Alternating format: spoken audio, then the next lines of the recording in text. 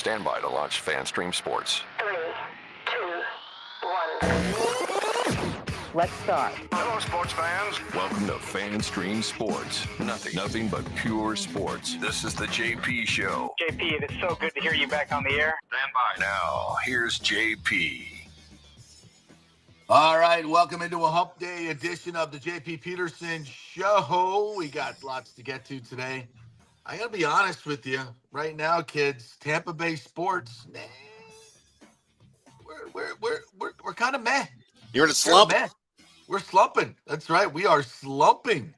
We need a jolt. We need a jolt of adrenaline. So we're going to get into all that. We're going to talk Bucs. We're going to talk Bolts. Boy, was that a disappointing performance last night. We're going to talk some Rays. Got a little Florida State football in there for you.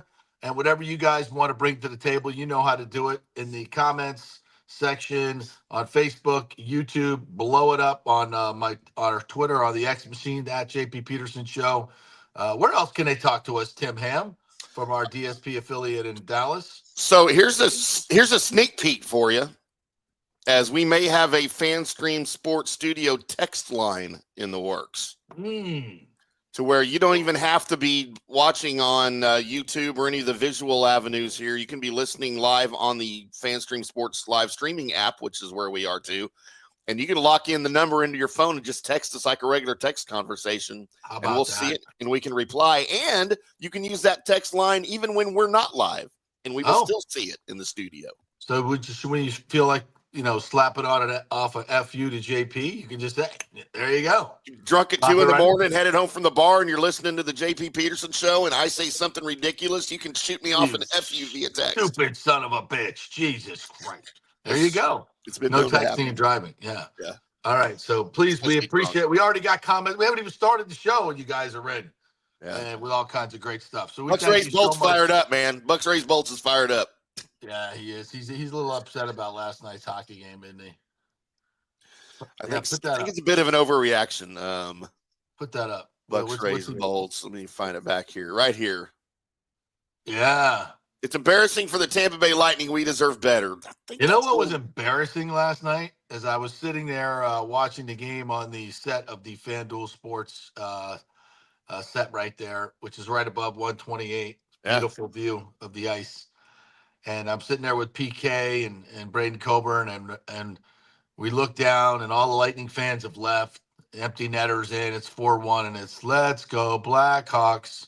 And it was loud. Oh, no. It was loud.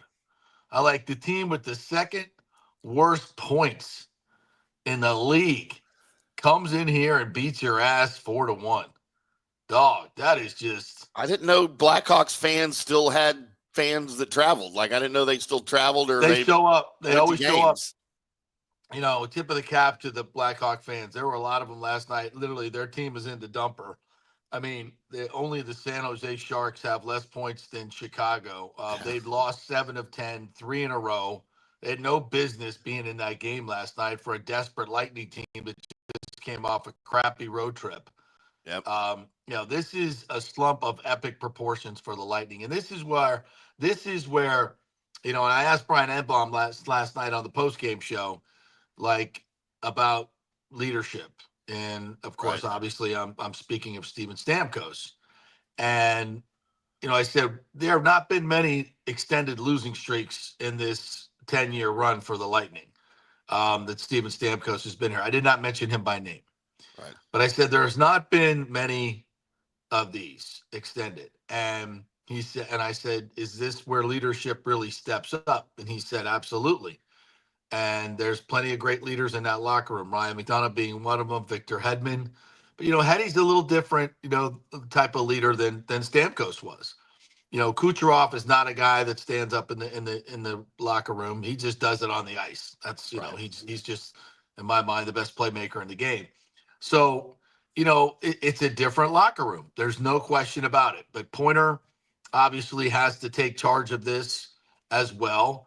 Cirelli, Hagel, look, you guys are going to play in the 4 nations for Team Canada. You are now elite players in this league, and you have to step up and make a difference and turn this shit around now.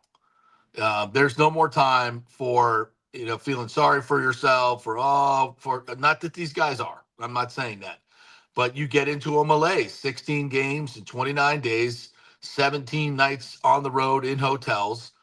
It's a grind. It's a freaking grind, and that's just part. It's part of the game, but that schedule was a little bit. That's not the norm in the NHL. There's not every other team is not going through that. That's not, and I'm not here to make excuses for the team, but it is what it is. But that game last night went the way a lot of these have been going. Their last 4 games, they've scored 2 goals or less. Their last 2 games, they've scored 1 goal. They're the highest scoring team in the league. I mean, this is ridiculous. And last night they had 36 scoring chances, 16 high danger chances. Now, we mentioned this earlier in the season. The Lightning's shooting percentage was ridiculous. It was number 1 in the league by far. And we said, of course, there'll be a regression to the mean. Now part of that is they have high skilled scoring players. So they're going to be in the top of that category all the time. But they were a little bit over the mean. And now they're regressing to the mean. And suddenly, Anthony Cirelli, Victor Hedman, missing wide open nets. I don't mean just open nets. I mean wide open nets. Yeah. Last night in the third period, they had 6 high danger chances and they were down 2-1 going in, and then it's 3-1, and you're just like, what the hell's going on? And they just can't finish. They can't finish. Can't score. It's like my high school career. It's like it's bad. It's really bad. And it's not. But and I know Bucs raise bolts, and some Bolts fans are tired of hearing this. But the analytics are good. The analytics are good. Yeah. The analytics suggest that this team should be in second or third place. Now, I was listening to Lightning Lunch yesterday with Dave Mishkin and Greg Granelli. Great listen to, by the way, talking about local podcasts you should listen to. That's definitely one of them. You can get that on the Lightning app or anywhere where you can find podcasts. And Mitch has talked about this a lot. And there have been 6 games where they've been tied or ahead going into the third period that they haven't got any points out of at all. 7 games, I think, actually now. 7 games. And, those are games where, even if you get 4 or 5 points out of it, you're in second or third place right now. Not, there's some of those games that you should win and get 2 points, right? If you're the Lightning, You should be getting 2 of those points. Of those available 14 points, they've gotten none. And that's unacceptable. Just get 5 or 6 where they normally should have 8 or 9. Then you'd be close to be nipping on the heels of Toronto. I mean, it's just your station in terms of your points and where you were would lead you to believe then, oh, there's nothing wrong with this team. It's a little slump. Yeah. But you are what you are. Your record says you are, right? Sometimes I think that Bill Parcells cliche is a little overblown, to be quite honest. You have to be a little bit smarter and look into the analytics and the numbers. Now, you don't want to use it as a crutch. You don't want to use it as a crutch to not have a sense of desperation that the Lightning should have. Right. And I don't think they'll do that. I don't think they're listening into Julien Brisebois' press conference and listening to him spout off all these analytics we told you about yesterday that would tell you that this team should be in second or third place, points-wise. But they're not, because they haven't been able to finish games the way they should. So is that an issue? Absolutely, it's an issue. And it's something that they need to address. But the scoring drought, to me, is hockey. It's just bad bounces. I mean, last night they had 2 or 3 scrums in front of Soderblom, the Chicago goalie, backup goalie. And, it's just at some point, one of those shots goes in. I mean, you got to be kidding me. But they can't get a bounce. They can't get anything to go in. They're pressuring. They're doing everything they need to do for the most part. Now, it also does seem like lately every mistake they make ends up in the back of their net. JoJo was in. He should be back Thursday for the Kings game. But I thought JoJo played well. I mean, the first power play goal. They kill off a 5-on-3, and then it's 5-on-4. And Bedard skates down damn near to the line and hits this ridiculous angle shot that goes in over JoJo's ear. Yep. I mean, in a hole that's about that big. Yep. And you're just like, well, okay, whatever. The hockey gods were smiling on that one. Yeah, I mean, so everything, every kind of chance they had went in, and all the 16 high danger chances, 36 scoring chances, 16 high danger chances did not go in. So again, I'm not gonna panic, but I hope that there's a sense of urgency in the leadership of this team, because this is not good enough. It's not Lightning standard, and it's got to be better. So there has to be a balance here. And I think if you listen to Cooper's post-game show last night, he's, and this is why he's the best coach in the league, is he always strikes that balance of, okay, I'm not happy with this. I'm pissed off. We need more urgency, but I'm not going to, you guys are playing hard. I see that. I'm not, going to come out here on today's practice, which they have 2 days of practice this entire month. This will be the second day because of the schedule. Yeah, he's not going to come out there and, have them doing sprints or punish them in any way. It's not time for that. And I think he's striking the right balance with this. It's just keep your head down, keep playing, keep doing what you're doing. Now, the problem is Kucherov, Pointer, all these guys, they get frustrated when they're not scoring. So the challenge is to not shake things up too much, not to press and start, grinding that stick down. It's just keep playing loose. It'll come, and we'll get out of this. So it's a delicate balance, and you just got to have results. That's all there is to it. I mean, to that end, it is a bottom line business. You are what your record says you are, because that's how they put you in the playoffs. So at some point, the process has to produce results. And the history of this team says it does. But the history of this team is with Steven Stamkos. Now, I'm not saying we shouldn't, that this team isn't better, because it is. This team is better with Gensel than it was with Stamkos. 5-on-5 analytics. It's not even close. It's not even close. Okay? So, but, we asked this question. What happens when the slumps come? What happens when they're really, really challenged? Where does the leadership come from? What does that leadership look like? Because we've always been able to rely on the captain. And the results speak for themselves. It was a dominant decade, unlike any we've seen in NHL history. So let's see what happens. My guess is they'll pull out of the scoring tailspin. They'll start scoring 4 and 5 a game. And as you know, and have pointed out many times, Tim, when they score 3 goals, they win. So I would say calm your titties. Don't worry. Don't panic. Stay the course, and things will work out just fine. And this is a team that you just played Friday night. I'm losing my voice here, apparently, for some reason. You just played Friday night. You got a 4-3 win on their ice. Again, it's the magic 3 goals. But if you go back, let's go back 10 games real quick with the Lightning. And they've had an issue hitting that 3-goal mark recently. Look, you scored 1 last night. You got shut out against the Pink Wings. First time in 112 games. In Detroit. You win over Chicago. You score 4. You lose to the Canadiens. You scored 2. You lose to the Leafs. The rare game you scored 3 and you lost because you allowed 5. You win with 5. You win with 4 against the Ducks. You lost 6-2 to the Bruins. You win 5-2 against the Penguins, and then you lost 3-2 against the Devils. It's that magic 3-goal mark. But look, the failure last night at home was your power play. You go 3 for 3 against the Blackhawks on Friday.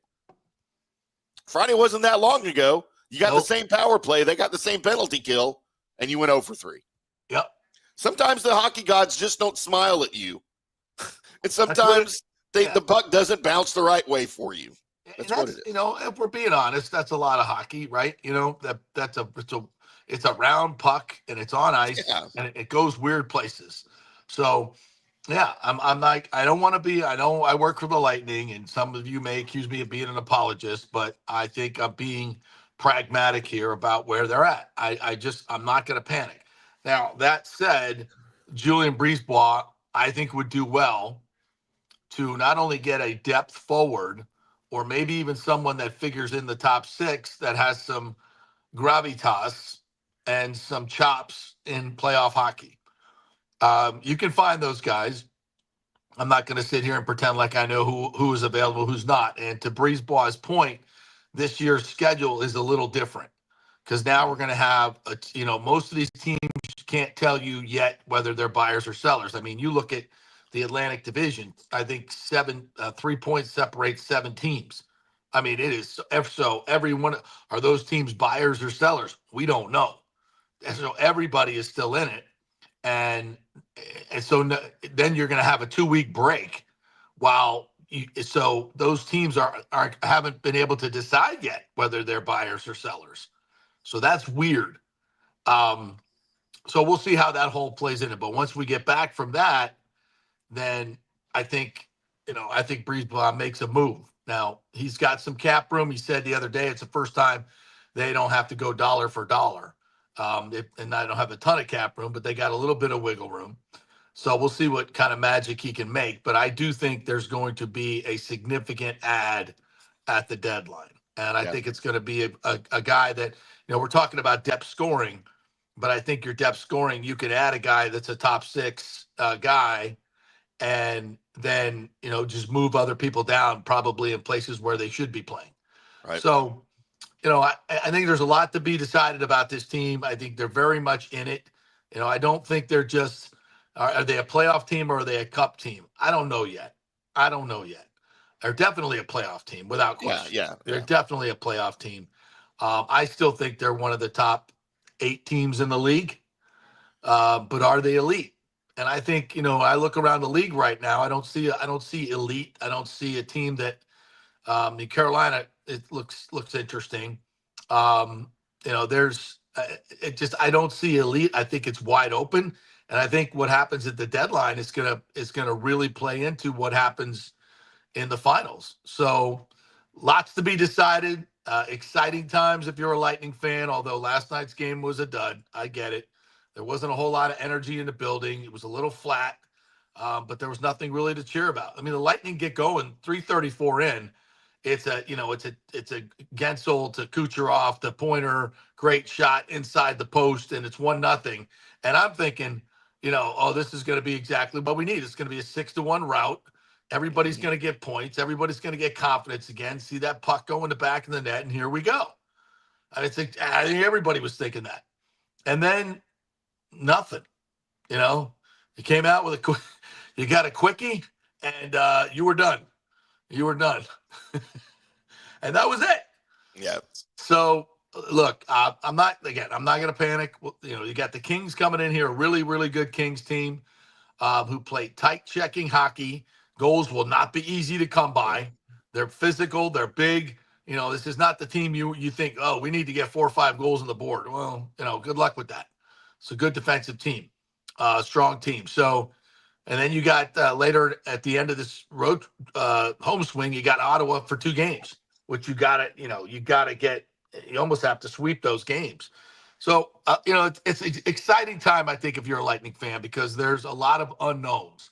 But I can guarantee you this is going to be fun hockey time. We got a really good fun hockey because 4 Nations is coming, and obviously the Lightning have 5 players in the 4 Nations. So that's going to be fun to watch. Shame that I love international hockey play. I don't know that's not really what this is, but it's like dude, it's like, to me, it's the greatest thing. I absolutely love it. Hey, why don't you go through the comments now with folks talking about the Lightning while we're on the Lightning? Yeah, still Bucs raise bolts. I don't know where that's coming from, that you deserve better. The Lightning are not a bad team. They're a great franchise. Yeah. They're a really good team this year. JP just laid out all of the reasons why you shouldn't be panicking right now. You don't deserve better, all right? You deserve exactly what you have because they're really good. Just slow down your roll a little bit. But thanks for the comments. I appreciate it. Yes, absolutely. Let's see. Trying to find Lightning. A lot of stadium talk, JP, going on right now. All right. Well, we'll get to that. Lightning, Thomas Casper, Lightning need a trouble starter like Corey Perry again. Bolts are docile and mediocre. Man, a lot of overreaction, I feel like. I think, friends, it does seem like they need especially watching Maroon do his thing last night. Yeah. They need a little bit of a shit starter.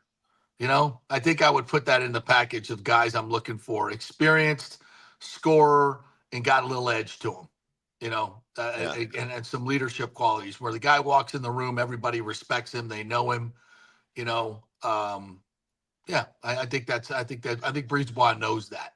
Yeah. Yeah. John Hill, first game back after a long road trip is a loser 80% of the time. Yeah.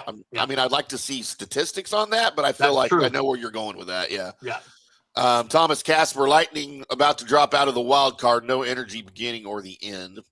They were flat last night. There's no question they were flat. I thought they were a little flat in the second. I thought their energy was good in the first and the third. I thought they brought it in both the first and the third. I thought they were flat in the second, which has been their MO. Bucs Rays Bolts. JP, is it time to fire John Cooper? Do the Bolts need to change a coach? I don't think that's a little bit of an overreaction there. Does Bolts any first-round picks trade? Do they have any first-round picks to trade? That they can trade, yeah. There's been so much giveaway over the years. I'm sorry. I'll have to check on that. Yeah. I think they do have a first-round pick next year, though, if I'm not mistaken. But I could be wrong on that. I'll check on it. John Hill, the Bolts are getting bad luck since pregame Amalie Arena announcer didn't wear the elf outfit at Christmas season games. So, JP, they're blaming you. This is your fault. Guilty. Nathan Elliott says JP is pissed. Must be talking hockey. I'm not pissed, but I'm just that was not good last night. I don't like it when other fans chanting their chant in your arena, right? There's nothing worse, man. Oh, it's Chicago. Get out Michael LaRue, good morning to you, Michael. The Bolts need depth scoring. They're getting nothing from their bottom six forwards. That's been the story all season, I feel like, for the Lightning. And the problem with that now is you're now seeing the problem with that when your top two lines aren't producing. Now you've got no one to pick it up because your bottom two lines weren't producing and they can't. So now that's what you see now is your top two lines struggling. No one's there to pick it up. And now you have a scoring slump and you're going to start losing games. Yep. That's it. I mean, yeah, you said it well. JP, we don't ever talk Dallas Stars hockey here, and for good reason. Right. y'all aren't in Dallas. I am. So we play in the final again. Yeah, and that'll happen, and I'll be cheering. I'll probably be wearing my hat that's Lightning on one side and it Stars on the back, with the double bill. And then whoever's ahead, that's going to be the part you see. I'll be cheering. You have one of those? No, but I'm going to make one. You know what? I used to have one like that for the Habs and the Stars way back in the 90s. Okay, all right. Yeah, it was really funny. So I'm so thankful they never played each other in a Stanley Cup because I'd have been torn. Yeah. But so last night the Stars played the Vegas Golden Knights, the Kniggets, as we often say if you're a fan of Monty Python. And oftentimes in hockey, and they went into overtime, you will see, in the playoffs and the regular season, whatever, you will see at the end of a game or in overtime, just one absolutely stand on your head, great save at one end that turns into just a magnificent goal at the other end, right? It's the momentum shift and the emotion. Last night, we had something that I don't think I've ever seen before in my entire life as the Stars beat the Knights in overtime 4-3. The Stars made a really good save, and it wasn't a great stand on your head save. It was a good save. And keep in mind, this is overtime, so you're 3-on-3, right? I have never seen a team defense collapse so hard and misplay a puck and a player so bad, and a goalie misplay a puck so bad at this point of the game. And I want to show you. Okay. Just watch the Vegas defense on the Stars rush. It's not even a rush. It's just off the rebound of the missed goal in their own defensive zone. All right. Just watch the defense, watch the goalie, because this is something I don't know that I've ever seen before. He's got a step and more. And he There's has the a game save. on his stick, and he's denied. Jake Ottinger, what a save there. We go back. Nobody's back. Johnston got it across. Empty net. Look at a wide open goal. Johnston caps it off for Dallas. wide open goal. Like, look at this. Look. Yeah.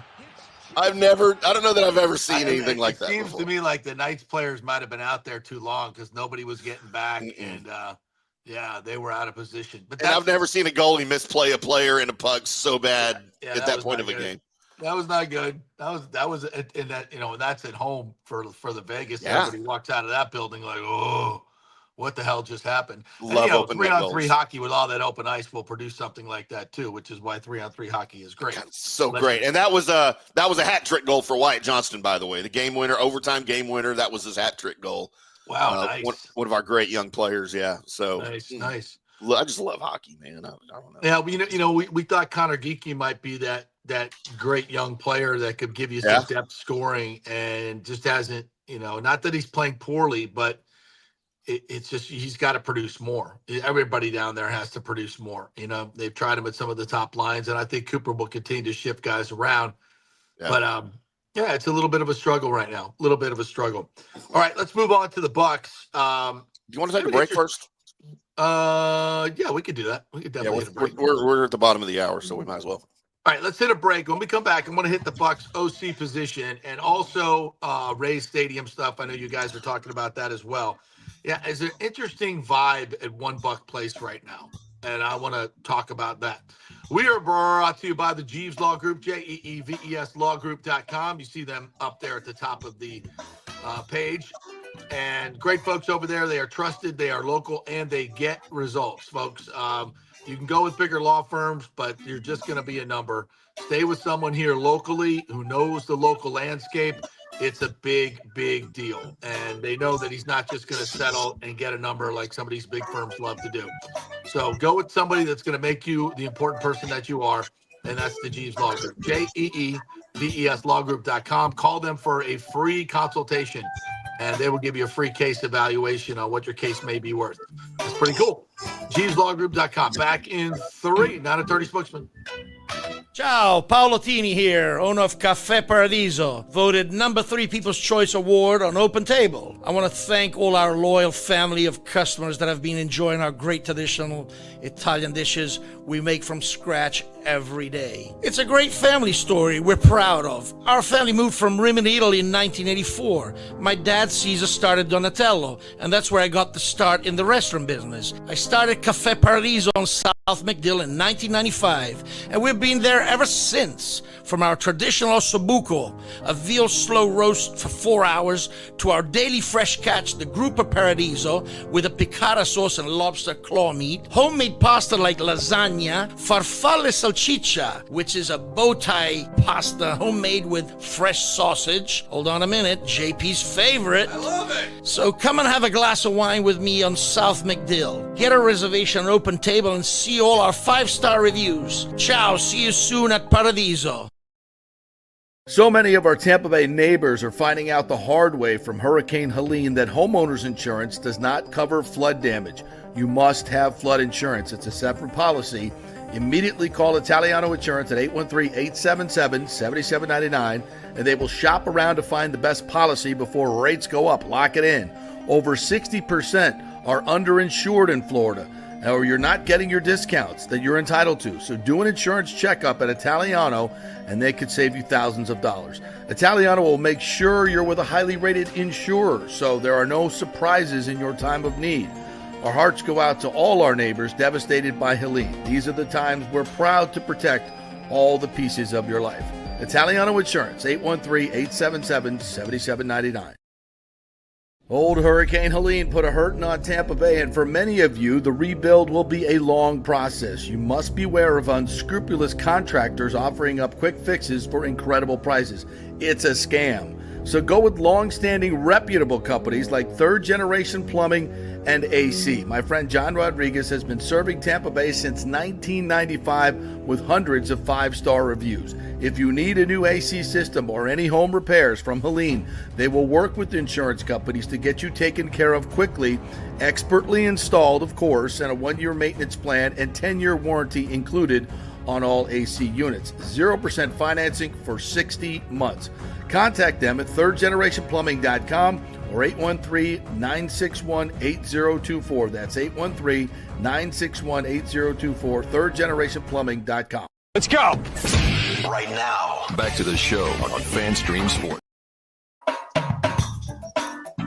All right, welcome back to the JP Peterson Show here on this Hump Day. Hump Day. Tim Hams joining us from our Dallas affiliate, DSG Media. We thank you guys for jumping in. We'll get to all your comments here in just a second. We are brought to you by Italiano Insurance. Don't forget to do that insurance checkup, folks.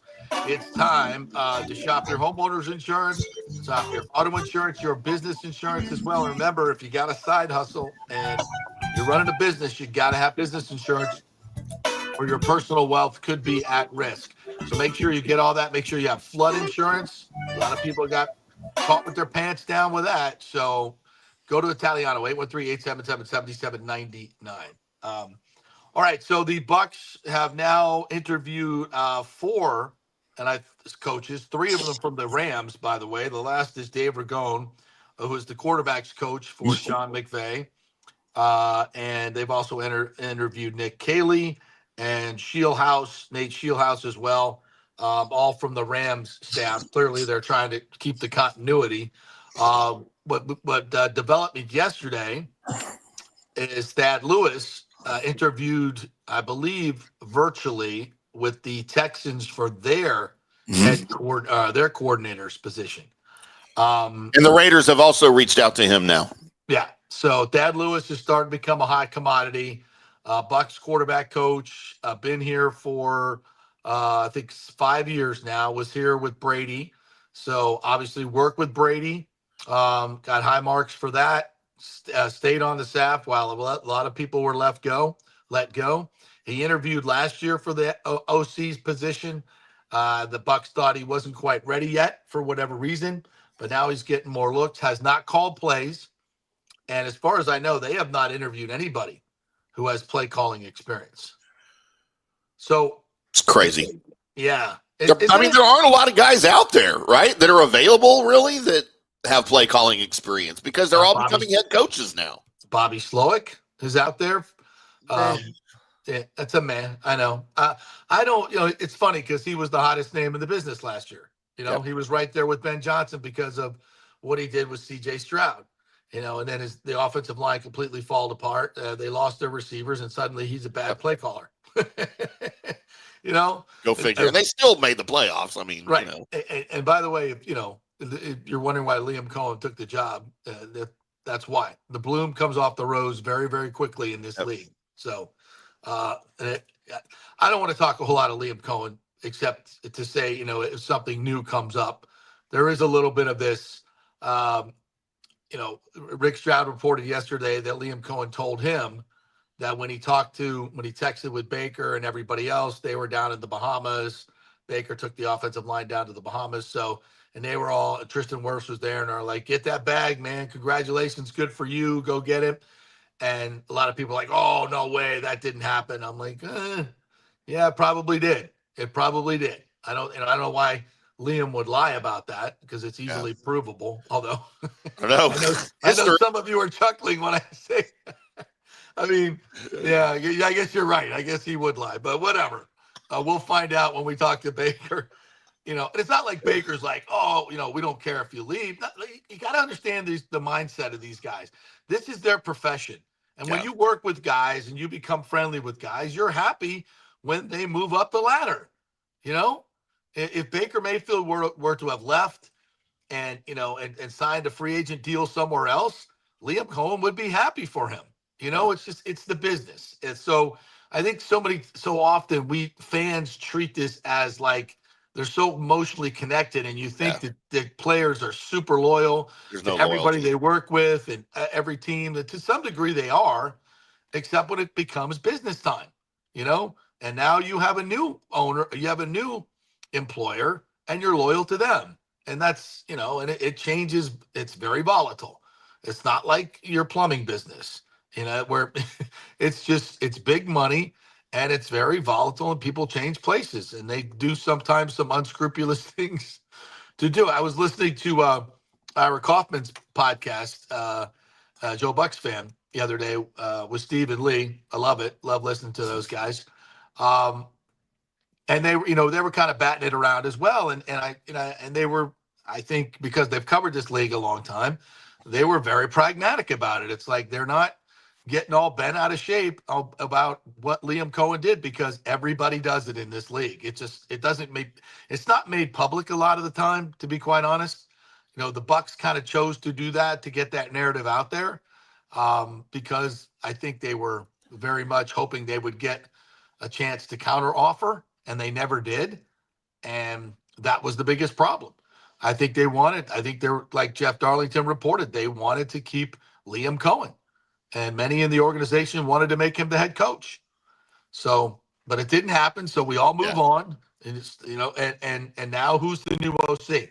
So why, if this is such an attractive job with Baker Mayfield and Mike Evans, and I think it is, obviously, why are they not interviewing guys who have play calling experience? All of these guys they're interviewing, and I know a lot of you are excited about Nate Scheelhaus. He's never called plays, and he's never been an OC. He's never had that real. And Sean McVay, let's just be honest, folks, he's the brains behind that stuff. And I know he's got a good track record of teaching guys. He's really good at it, and I get it. But again, just because they work, Dave Ragone, quarterbacks coach, just because they work for McVay doesn't mean they're going to make a great OC. So let's pump the brakes. But isn't it weird to me that there hasn't been this interviewing process of a bunch of very experienced guys that have called plays, the Alex Van Pelts that have been mentioned that work with Baker in Cleveland. Mm-hmm. He has not been interviewed. Bobby Slowick, I mentioned him. Guys that have had success in this league calling plays.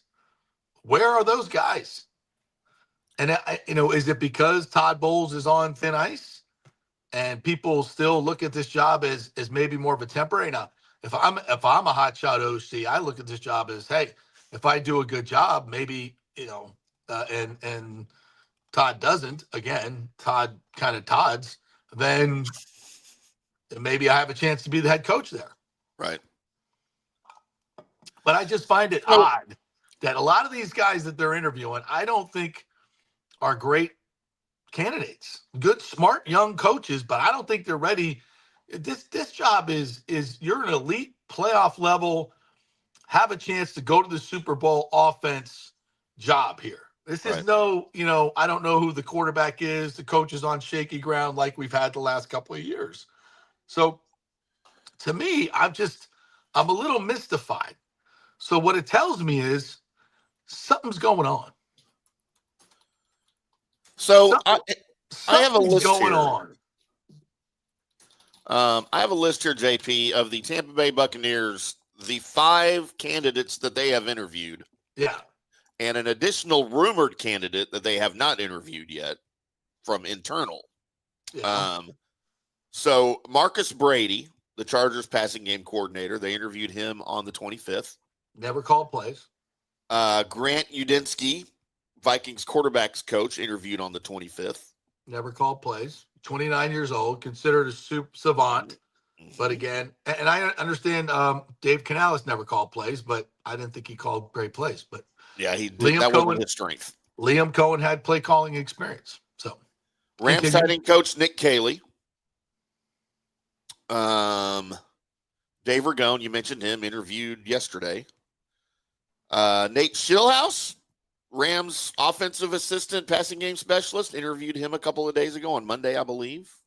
Mm-hmm. The one listed here that I have that is a rumored candidate that they have not yet interviewed officially.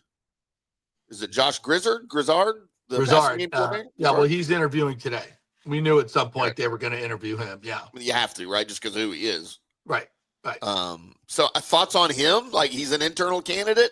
Him versus Thad Lewis? Like, which? Well, my thoughts on that would be that Grizzard is credited with coming up with the third down concepts. Now, again, it's not like he's calling the plays on third down, which is the most important part. He's coming up with a third down package. Like, This is what we see this week. we can attack these areas with these particular plays. And, Liam is also going to be a big part of devising that as well. So I think we go a little bit overboard. We're like, yeah, we were number one in third down. That's the guy that made it happen. No, Baker Mayfield happened. It started at the top of the list of why we were good on third down. Baker Mayfield, running on 3rd and 6, on 3rd and 14, on 3rd and 8. I mean, so it has nothing to do with play calls. So let's start right there. So I think Grizzard is considered a whiz kid, all that stuff. Great, and he may be the next second coming. But again, this is not a apprenticeship job. This is a premier OC job, and I think it requires some chops. I really do. I think the list of this list of candidates here looks like the list of candidates for the OC job at Florida State. No disrespect to any of these guys, but their resumes are not there yet for what this job is, in my opinion. But again, I don't know these guys. I'm not interviewing them. I'm just looking at their resumes. So the Bucs know a hell of a lot more about them than I do. They're talking to their employers, people they work with, coach, players that play for them. That's their due diligence. I'm not doing that. So they obviously have better, but I'm just looking at their resumes going, okay, this looks like more of an intel discovery mission than it is, a real hardcore. I think the Bucs have some other guys in mind, and I think Thad Lewis is one of them. I think Thad Lewis is very much in the mix, just hasn't really been zeroed in on yet. And I think they'll probably interview him in the coming days. And I think he's got to be a top candidate. He's worked with Baker for 2 years. He knows the terminology. It would be seamless in terms of the terminology, the plays themselves. Now, again, he hasn't called plays at the NFL level, so that's going to be first time for him. That's the minus. That's the big minus. Got lots of pluses, but that's the big minus on him. But who else out there? I mean, and if you bring in somebody that has called plays, chances are you're going to have to overhaul the entire offense and it's going to be their offense. So that's kind of a down. That's a negative in my world. So there's a name to me that's missing from this list that I haven't even heard discussed within the Bucs organization or linked to their open OC job at all, and I don't understand why. And it's Scott Turner. Scott Turner has play calling experience with, I think, 3 teams. Yes. He's rumored as a candidate for the Jets OC job. He's been interviewed by several other teams. I know, they're interested in the Raiders are interested in keeping him.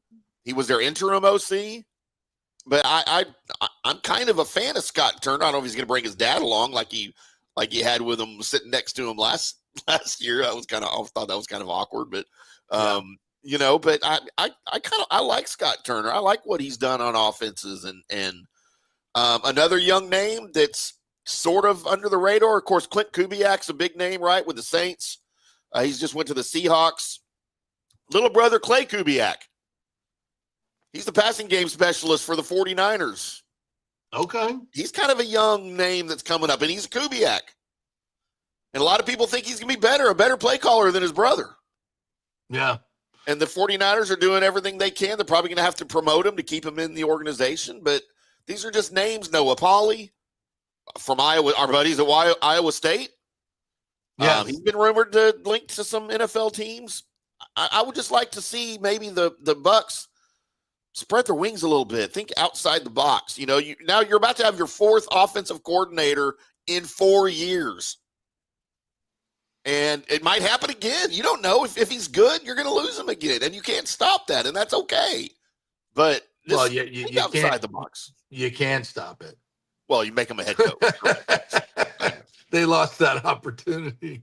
So yes. That is what it is. So anyway, that's where we are in the Bucs. By the way, Baker added to the Pro Bowl roster. So yes. Baker. I told y'all he would be a Pro Bowler. Just of course. Calm your tits.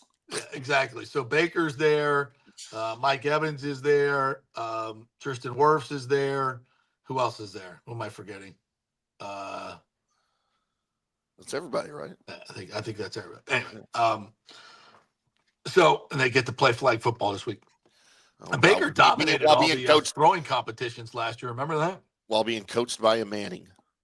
Oh my God, disgusting. Yeah, remember Baker Yeah. took all the throwing contests, all the great arms in this league. It was Baker that did it. He's so underrated when it comes to that, I think. Yeah. Anyway. Did you mention Chase McLaughlin? Is that who you were forgetting? I can't remember if you said Chase. Oh, McLaughlin. that's right. Chase. Yeah. Chase McLaughlin. Chase.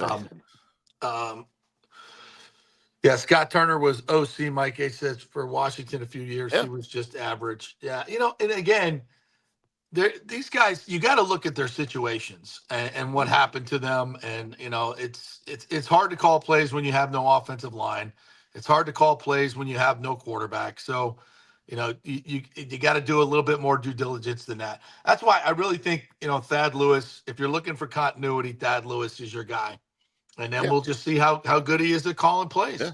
And we talked about him with TJ yesterday, and I mean, I would have no problem with Thad Lewis being your new OC. And you know what? I think you'd be pretty good. And there you go. There's your continuity. You didn't keep Liam, but you still have a guy that was in the building last year that Baker knows, that the offense knows, and he knows the players. And I think that would be a big step forward. By the way, I'm not sure if I mentioned this at the top of the show, but Dan Lucas, who is leaving News Channel 8 on his own accord, is joining us at 11:30. So we'll be doing a little reminiscing, my former colleague at News Channel 8. And also, Yannick Yoshizawa is going to join us at 11 o'clock. He is the head of experience, is his title, of the new professional tennis league. It's called the Intennse League. Tampa has a team, and their opening match is this week. So this is a new tennis league. It's very fan-friendly. So if you're into racket sports, if you're into pickleball, padel, or tennis, all three of them are going to be wrapped up in this event at Sarah Vandenberg Complex up in Zephyr Hills, which is a really nice complex. So we will chat with him at 11 o'clock and see what that's all about. All right, so on to the Bucs. The Rays stadium situation. Did we have some? I think it was who was it? Thomas Casper, I think, mentioned something in here about there it Combined is. Stadium.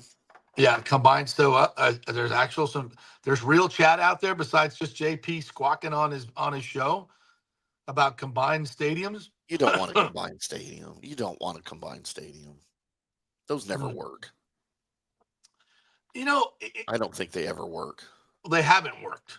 They haven't worked because of the technology. Yeah. And is there new technology that could make this more palatable? Is my question. I mean, we've had the moving seats, right? The moving seats, moving configurations. I think with modern technology, maybe it's time for a new try. One of the things I see though here in Tampa Bay is obviously, limited funds. And in the Raymond James Stadium is going to be 30 years old, which is supposedly the lifespan of a stadium. Right. That stadium is not a 30-year-old stadium. They have redone all they modernized it at some point, right? Yeah, they have a whole new upgraded video boards and sound system. They spent tens of millions of dollars on. They've redone all the suites. Were just recently redone. The Bucs put in, I think, $150 million into the stadium, and the city put in, I think, another $30 to $50 million, or the TSA did. So they put a lot of money into that building already, and I still think it's a great, great building. Now, obviously, the drawback is the climate control, and what can you do like they did in Miami to bring shade? I think shade would do it. I don't necessarily think you need put a dome on the stadium or but I think just bringing in shade would make a huge, huge difference for day games in September and October. And I think that's as their technology. I mean, we laugh about the drone tarp, but is there technology now that can, could you build a baseball stadium, a smaller, more intimate baseball stadium next door to it, along with a huge entertainment district, battery type style thing in between them with condos? And I mean, there is room to do that on Dale Mabry. There is more than enough room to do that. And it's obviously accessible. It's in the middle of the market. I don't know. Is there talk about that right How now? many seats does Ray J hold? What's the capacity there? 65 and change. All right, so if for you're going to Super go Bowls, for Super Bowls, they put in bleachers, yeah. and they bring it up to somewhere almost close to 80,000. Okay, so which is about typical for a Super Bowl stadium. You got to have at least 80,000 seats, or they won't even talk to you anymore. Right. So if you're talking about building a dual-purpose stadium in Tampa, you're going to reduce the amount of seats that you've got to probably 50 to 55, if even that. Now you're giving up your opportunity to host Super Bowls, unless you have some ridiculous plan where you can expand it with another 30,000 seats, and that's a lot for an expansion for one game every 8 or 9 years. Right. I've never been a fan of the dual purpose. They talked about it here in Dallas when the Rangers were about to build their now last ballpark, the ballpark in Arlington in the early 90s.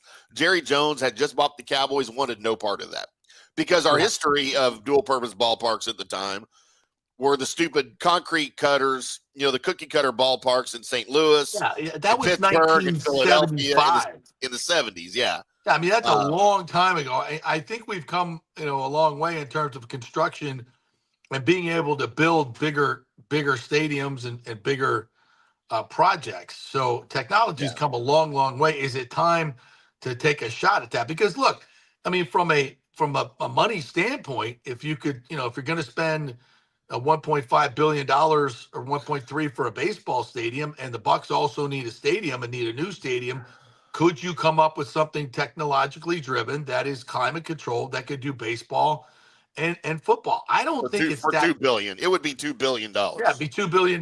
But obviously the Bucs would fork out some money. Sure. And I think they would be fine, especially if they had some ownership in the building.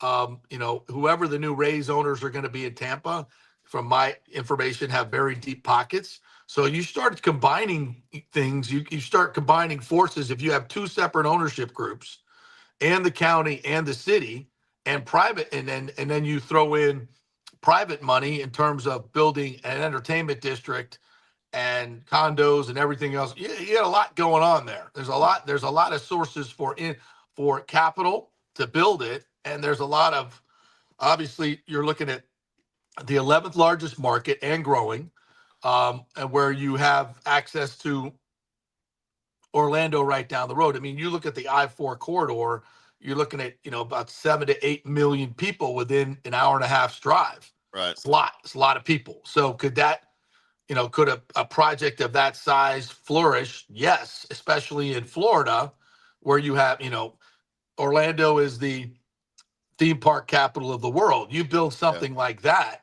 here in Tampa, and that is the sports hub capital of the world, where you can, bring in Super Bowls and national championship games and bowl games and kickoff classics. And you would have obviously the Bucs there, the Rays there, a soccer team there, most likely.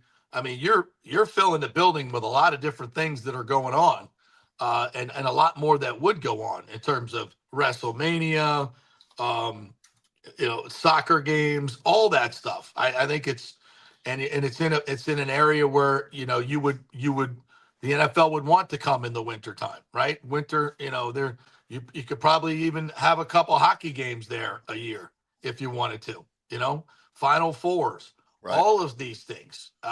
So yeah, I think that's a huge project. It involves a lot of different things, but if you put it all together the right way, the right funding sources. I mean, you say, if you were a baseball owner and you were buying the Rays, you have to build a new stadium. You're going to have to come up with anywhere from $600 to $700 million, probably, to do that. $500 to $600 million to do that. That's what's on the table, just ballparking it. Right. And if you're the Bucs and you want a new stadium, you're going to have to pay for it. So, and they understand that, and they have plenty of the Blazers have plenty of money to do it. And would they want to invest in something like that?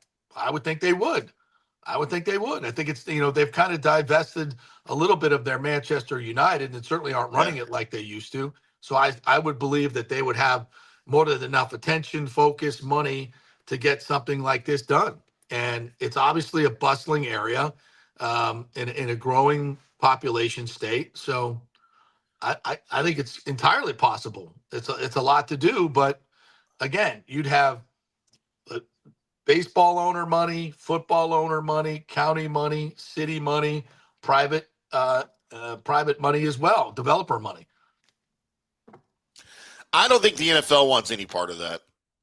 I think they like having their stadiums to themselves these days. Oh, I think they do too. I think that's what you like. But, in a situation like this, where you could kill two birds with one stone, one very big stone, I don't think the NFL would have a problem with it. I don't think the NFL would have a problem with it at all. And if they do, then fund it yourself. Fund it yourself. Think about it. There's 10 games a year that the NFL is using that stadium. Right. I don't see how the NFL would have a problem with that whatsoever, especially if they could use it for Super Bowls. That's another legitimate, great market that hosts it with great weather. That you would I would certainly choose Tampa Bay over New Orleans time and time again if they had a great stadium that was climate controlled, state of the art. Yeah, absolutely.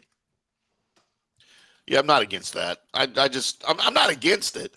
I think it would have to be something so incredible that the NFL just couldn't say no.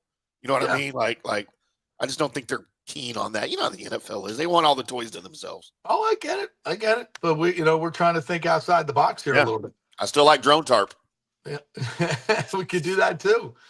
Listen, and let's also there's a lot of noise surround my old boss, John Mamola, at the program director at 620 that was let go recently. He showed up on Facebook yesterday posting all these things about how great Stu Sternberg is. Oh, no. And I'm like, dude, did you just wake up today and say, I think Stu Sternberg needs to get a lot more credit than he's been given? I'm like, how much are they paying you? What kind of PR deal is this? And he's like, they're not paying me anything. I'm like, all right, whatever. So you just woke up today and said, you know what? I'm going to start defending Stu Sternberg with multiple posts. And I'm like, what? Like at this point, you're defending him? Well, he needs to get more credit for the winning. And I'm like, we give him the credit for the winning, but look what he's done in terms of screwing up baseball in this marketplace. I'm not even going to get into it. But if you're now coming through and your job is to, or you feel like out of the goodness of your heart, you want to start supporting Stu Sternberg, well, I think that's going to be a tough sell at this point. Yeah, he's been exposed by the city, by the county, by me, by Ken Rosenthal. Everybody knows he's the issue and has been the issue forever. I think everybody gets that now. You may have, all the false narratives that your station has put out forever and ever. And don't sit there and tell me you didn't come to me and say, hey, the Rays don't like you talking about. You did. You did. And you did. So, yes, you're the station of the Rays. You were for a long time. Of course, they're going to try to control the message. And, of course, you're going to bend the knee. I get it. It's business. It's business. I got fired, and so did you. So I don't say that in a mean way. You're in sports radio. You're going to get fired. It's like it's the way it works, So you go find you try to find another niche and make some money and feed your family. And I guess your niche now is supporting Stu Sternberg. Wow. I don't know if that's going to be profitable for you. Well, unless they're paying you. But I wish you the best, Johnny. I love you. I love you. I can feel all the love right now. Listen, I'm not bitter. I know. I lost about $500,000 and it would have been my next contract, but that's okay. Things have worked out great. I love what I do. I love my life. Sounds like you're complaining about having to work with me is what it sounds like. Not taking offense to that at all. Well, you shouldn't. I love this so much better. I don't have a crappy boss. I'm sorry, John. That wasn't directed at you at all. Oh, Johnny. It's all fun, man. It's all fun and games. And everybody has an opinion, and that's what we're in this for, right? Absolutely. All that opinions. All right, let's take a break. When we come back, we're going to talk about a new tennis league that is on the horizon. If you're into tennis, if you're into paddle sports of any kind, pickleball, padel, whatever it is, the Intennse Tennis League has something for you, and it's starting this week in Tampa.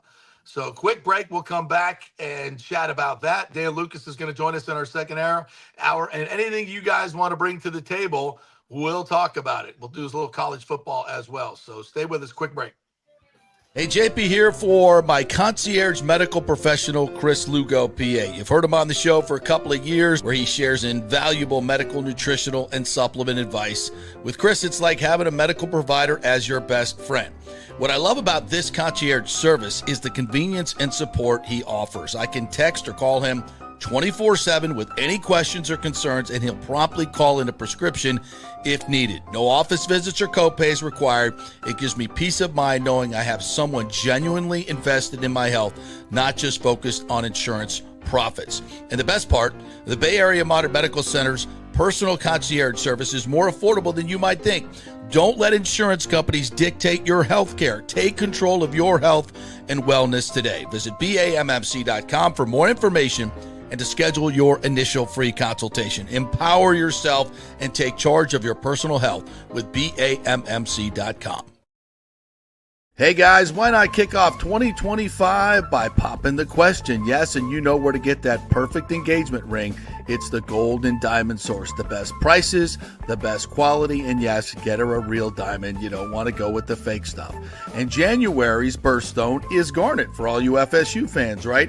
Get 15% off all the unforgettable garnet jewelry at the Gold and Diamond Source. Also, discover Emilique by Emily Johnson Weintraub, a sleek and modern jewelry line that makes everyday gifts extraordinary. And don't forget, you have any unused gold? Turn it into cash or a stunning new piece. With gold prices soaring, there's no better time to trade up. You can do it all at the Gold and Diamond Source, 3800 Omerton Road, always online at thegoldendiamondsource.com.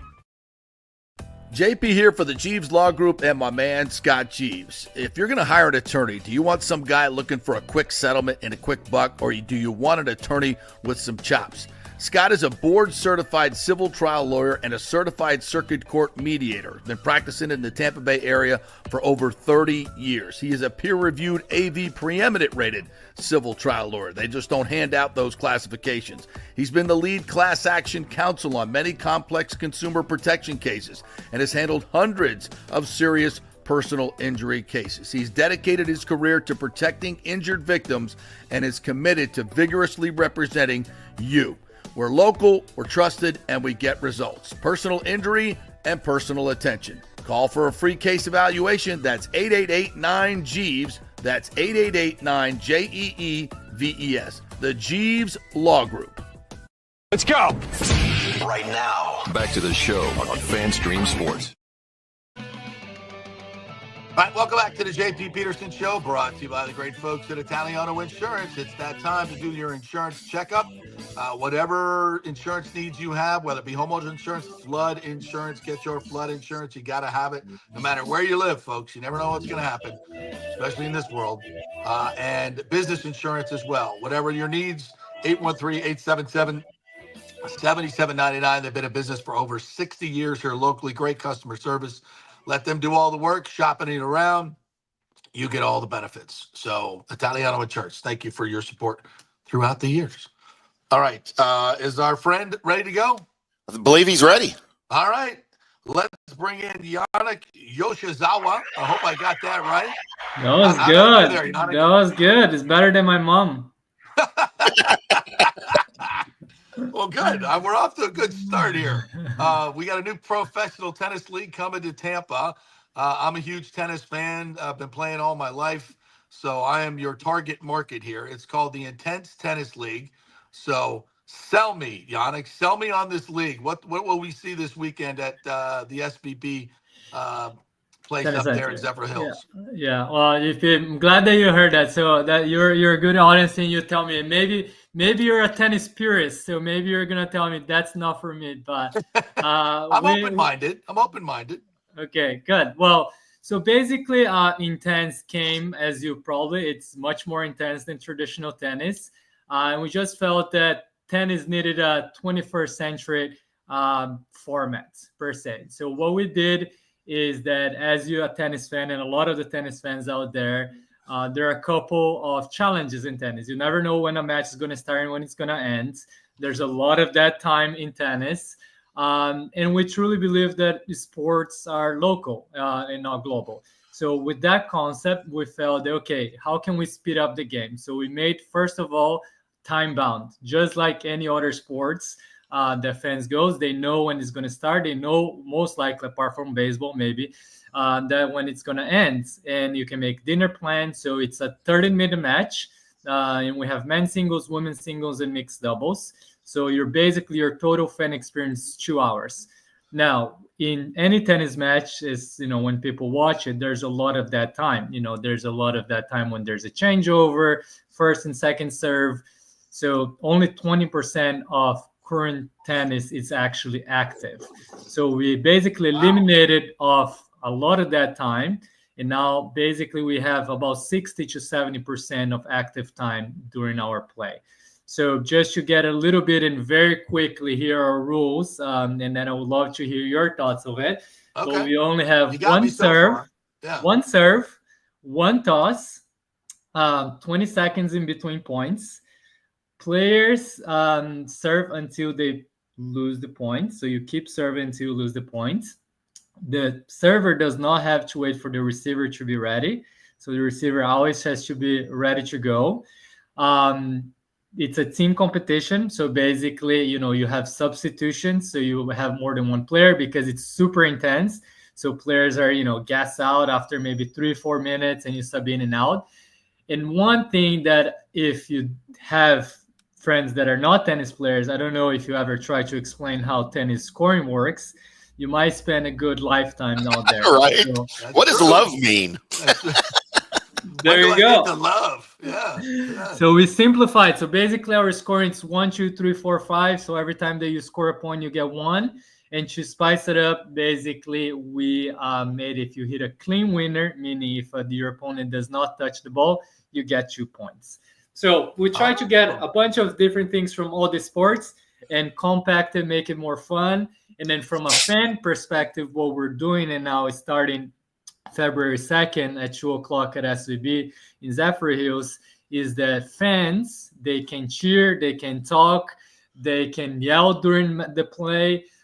Basically, they can be fans just like they are in any other sport. They can eat popcorn, and they will promise that the players nor the umpire will tell you to be quiet. So it's a whole also different fan experience. We'll have music during play and so forth. So yeah, wow, a little bit of an.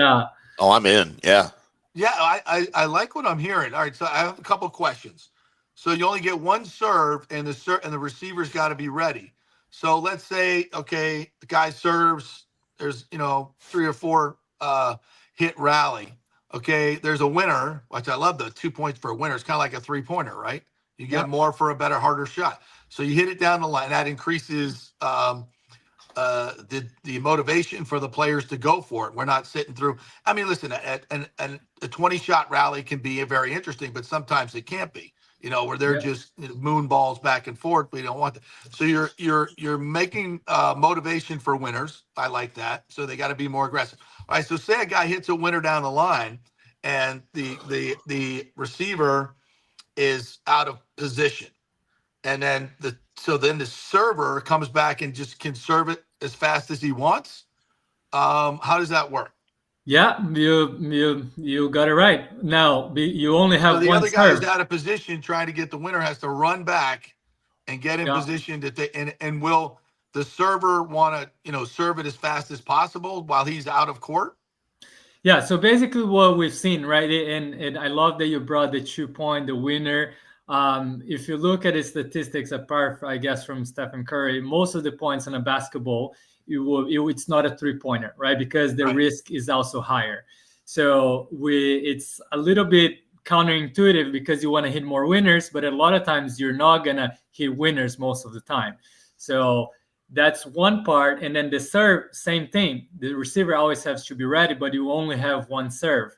So the more that you see, there's a lot of players that try to rush it, but it's not worth it because, the serve, as you probably know, it's not the easiest shot in tennis as well, right? So there's a lot of these things that we want to also bring strategy into place, and that's of a team concept. And that's why the substitutions come into play, is because, hey, let's say I'm a grinder and you serve and volley every time, right? Maybe when you're behind, it's better to put JP there because he's more aggressive, he can get more points. But if I'm winning the team and I'm a grinder, I'm going to run the clock, right? Just like football. If you're winning, most times you're going to run the ball. If you're losing, you're going to throw the ball, right? So those are the things that we want to bring out of tennis. That's a lot. Boy, that changes the entire strategy of the game. Yeah. Yeah, you guys are totally blowing this up and just using the sport of tennis as a base and just reworking it into a fan experience. Am I a purist? No. I like innovation to all sports if it makes sense. Sometimes it looks like buffoonery. This TGL thing with Tiger, I thought was going to be a huge winner, and now I watch it and I'm like, it's kind of gimmicky. It's kind of video game-ish. I don't know. It's not very accurate. So what I thought I was going to see, it's not really grabbing me emotionally. You never know until you try it, right? And so now this, I would have to watch it and see how it plays out. But I think it's real interesting because I thought that the point that you made that, in watching a tennis match, only 20% of the match, the time that I'm investing watching this match, is actual tennis. There's a lot of, crotch grabbing and wiping of towels and all kinds of stuff going on, right? And not a whole lot of tennis. It's similar to football, to be quite honest. So you're getting more action. You're rewarding high danger shots. So I think it sounds really, really interesting. And now you have a professional product. Let's not even call it team, but you have a professional product to watch in your community. And that's the other part about tennis, right? Like if you want to watch professional, well, you're going to drive to Miami, and because you live in Florida, that's close. Yeah. But if you live in New Orleans, or if you live in Atlanta now that they don't have a professional tournament, you got to go to New York, you got to go to Miami, and that's what we believe. It's like sports are local, and tennis has never taken this approach, which, it's easier said than done, but we truly believe that there's a lot of tennis fans out there. And if you would be able to create a team and, these players that we're putting and bringing to the community, they're being hired full time. So, we want them to, hey, go and do clinics, do pro-ams.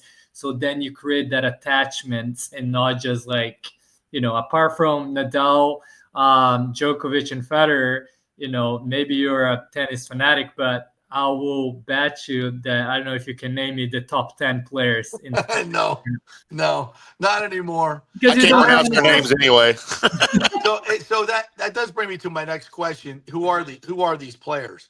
Obviously, if you don't know tennis, folks, and Yannick is right, we know the top 10 players. There's, from 10 to 250. These people are tremendous tennis players. They are unbelievably talented. They hit the ball so hard. It's just tennis is such a, I don't mean this in a pejorative way, but like an elitist game. It's just the best players, the top 10, 20 players hog up all the airtime. And it's very selective. And there's so many other talented players that you would watch. And so I think that's part of the allure of this to me is, you're going to go out there and see a level of tennis that you're going to say, well, I never heard of these people, but they are good. And you will watch them play tennis, especially in a format that's fun and exciting. So what type of players do you see on your rosters?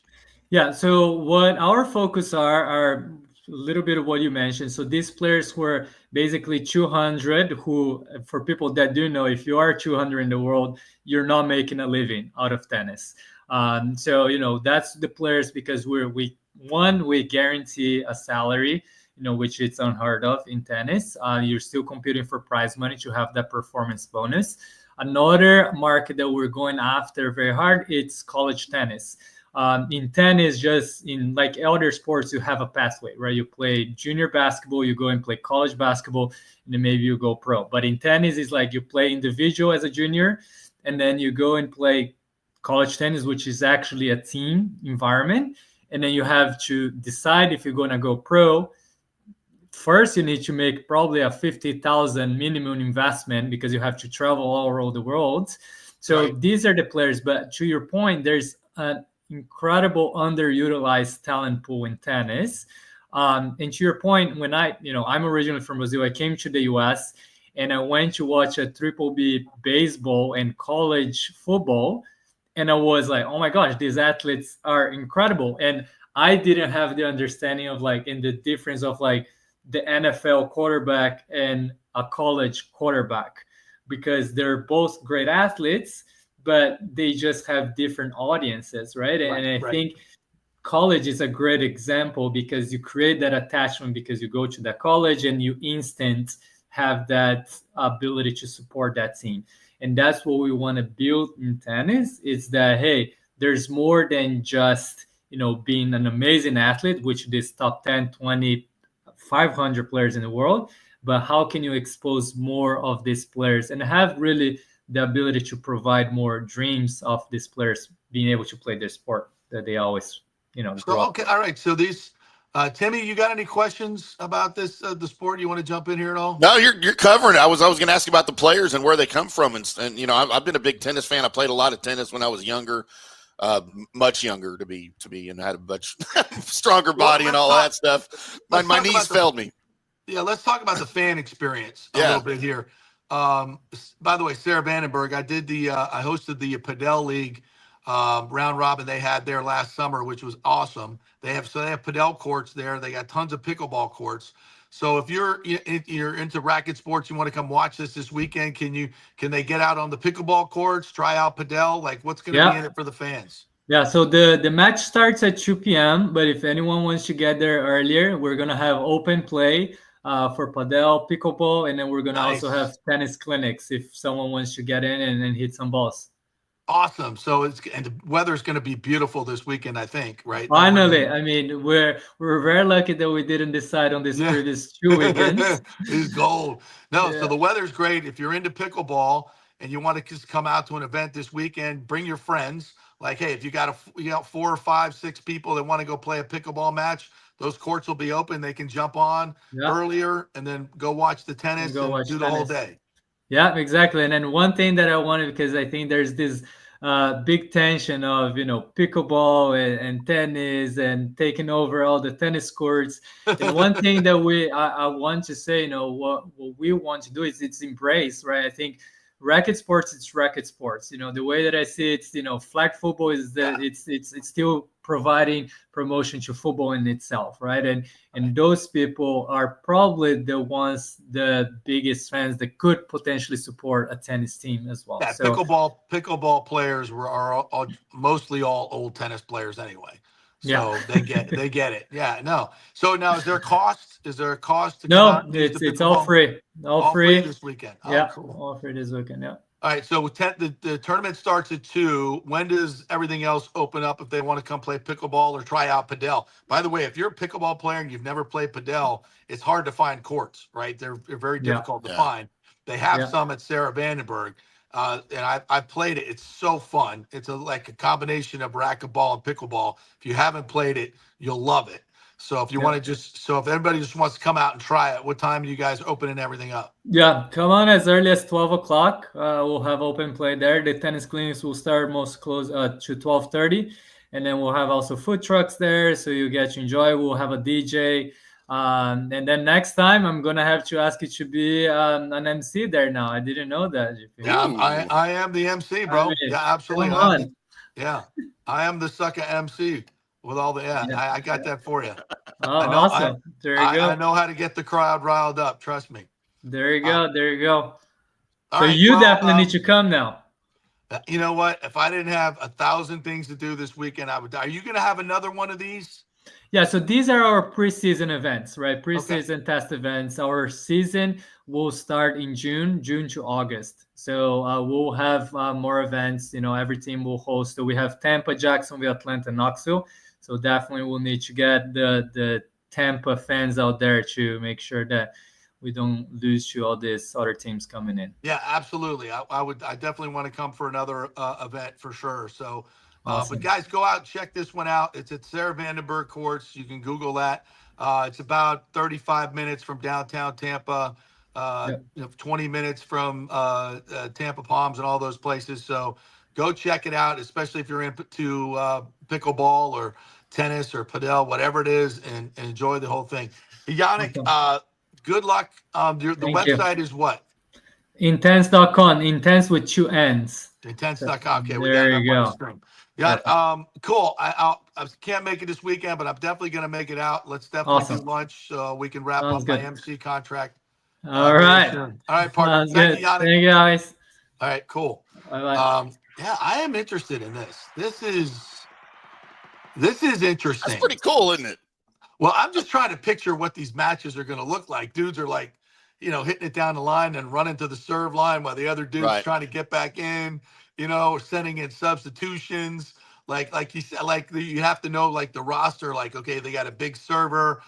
This guy's a great returner. This girl is, great rally, whatever. So you have different strategies to the game, but it's still tennis. And to me, good tennis is good tennis. And like I said, if you've not been to a college match, like if you've ever seen college players play, or even lower level professional tennis, these guys are fantastic, and ladies they're just tremendous. It's very entertaining to watch. Yeah. And you would say to yourself, why is this guy not number 3 in the world? Why is this girl not number 7 in the world? Because the difference between that is it's like golf, right? All these guys can shoot 63 on the lower tours. It's just, when the pressure is the highest, can you hit that winner down the line? Can you hit that putt from 16 feet for par or birdie when you need it the most? That's what separates the greats from from number 1 in the world to number 200 in the world. But the talent difference is minimal. So it's entertaining tennis. You're not going to see a bunch of beer belly dudes out there, whacking the ball back and forth. They're going to be, really, really good players. So, yeah, we used to have the Dallas. Well, we still do. We used to have the Dallas Open every year here in Dallas, part of the ATP Tour, and it used to be at Reunion Arena years ago. And then when they tore it down, they started having it at Moody Coliseum on the SMU campus. I guess they couldn't do something with the American Airlines Center. It's just too big anyway. But now they have it at the Star, which is right down the street from me, where the Cowboys practice. They have like an indoor 10,000 seat practice field where the Cowboys practice sometimes, and they play high school football games there and things like that. And they have it there, and it's all the top names come out. And I've seen Agassi there lots of times. Nice. And it is the highest level of tennis competition that you can watch live. And it's watching tennis live. I liken it to the difference between watching hockey live and watching hockey on TV.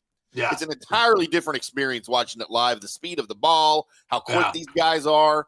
And I'm sure this intense league right now, I've been perusing the website since he came on and we were talking, and I'm into it, man. I can't wait. I want to see some of this stuff. It's great competition. Yeah, and Tampa Bay does not have a professional tennis tournament. Mm-hmm. Obviously they have the Biscayne tournament down in Miami, the Lipton, whatever the hell they call it now down there, that brings in the top players. Atlanta doesn't have a tournament anymore. Amelia Island used to have a tournament. We'd go over and cover that. Who did Anna Kournikova.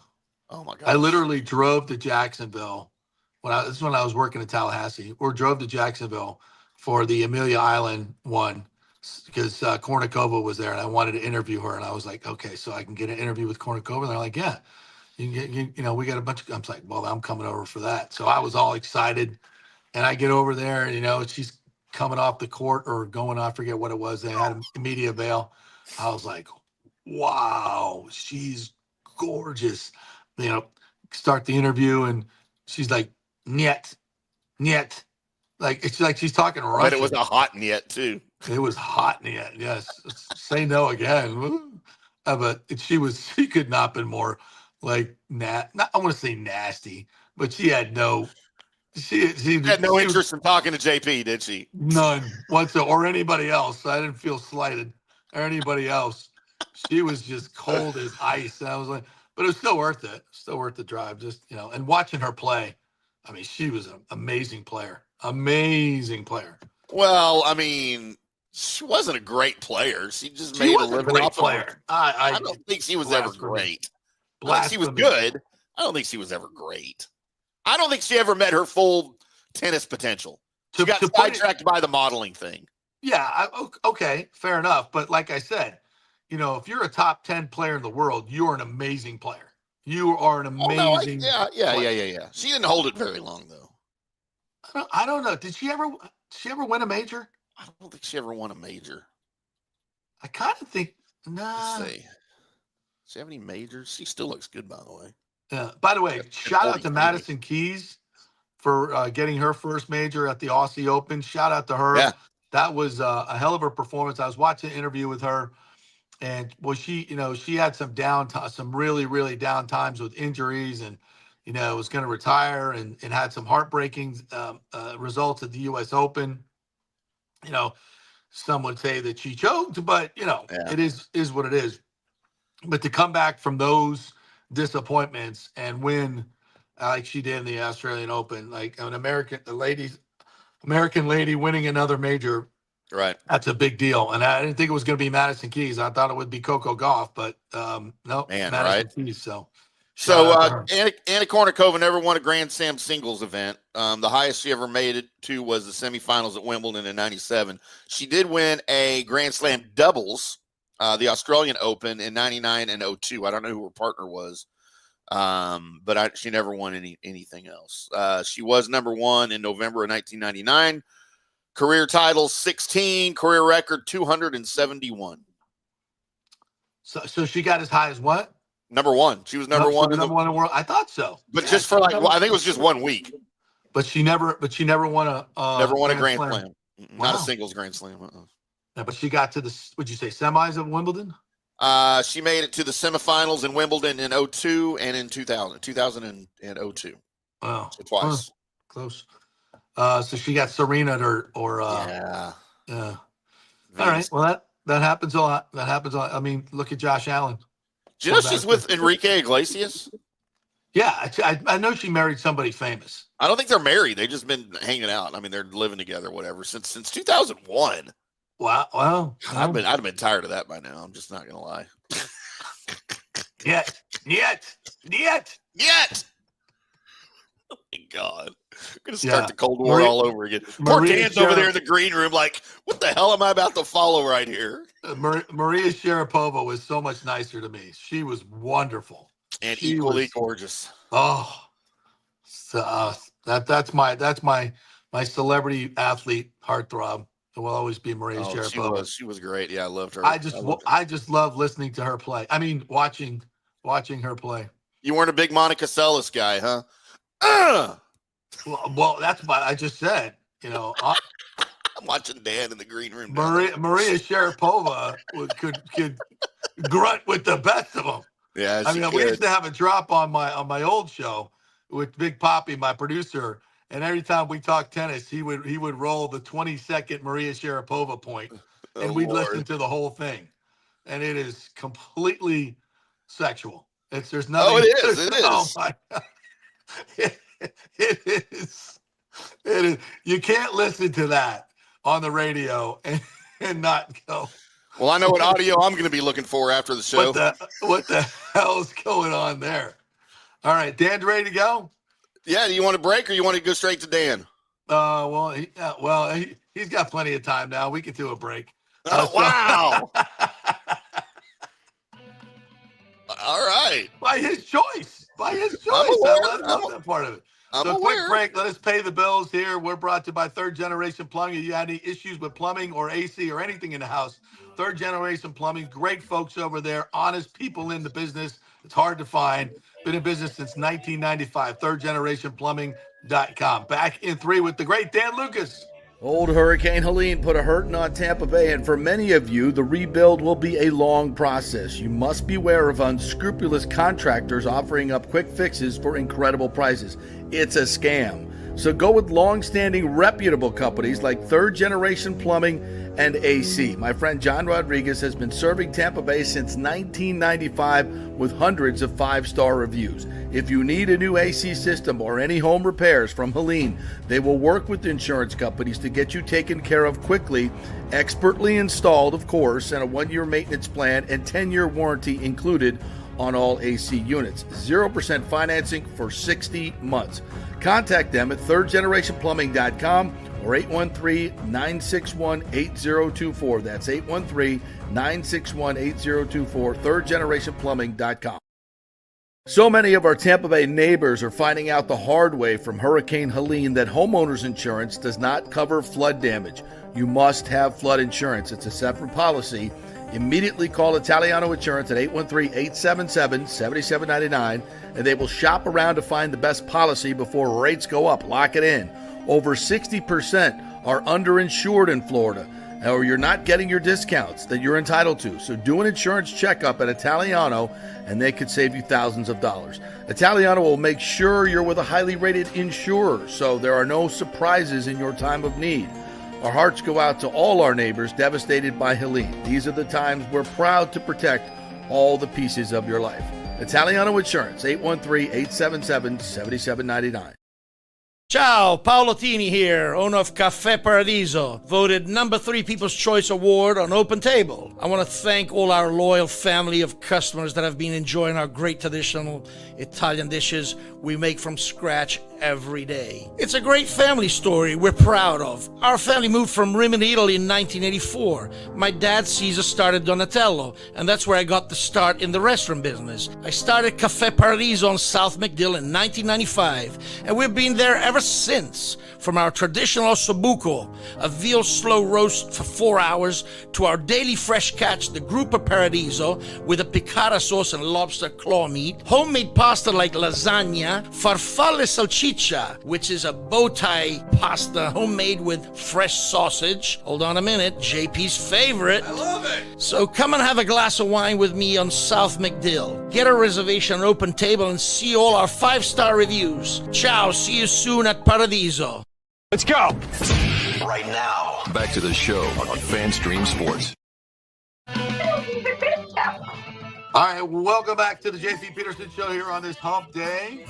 Without further ado, we bring in my former colleague, wonderful dude, and my man who is saying goodbye to Channel 8 after how many, 20 years at Channel 8? Dan Lucas joins us here. What's up, partner? 23, man. 2001. Dude, you got a good pension waiting for you.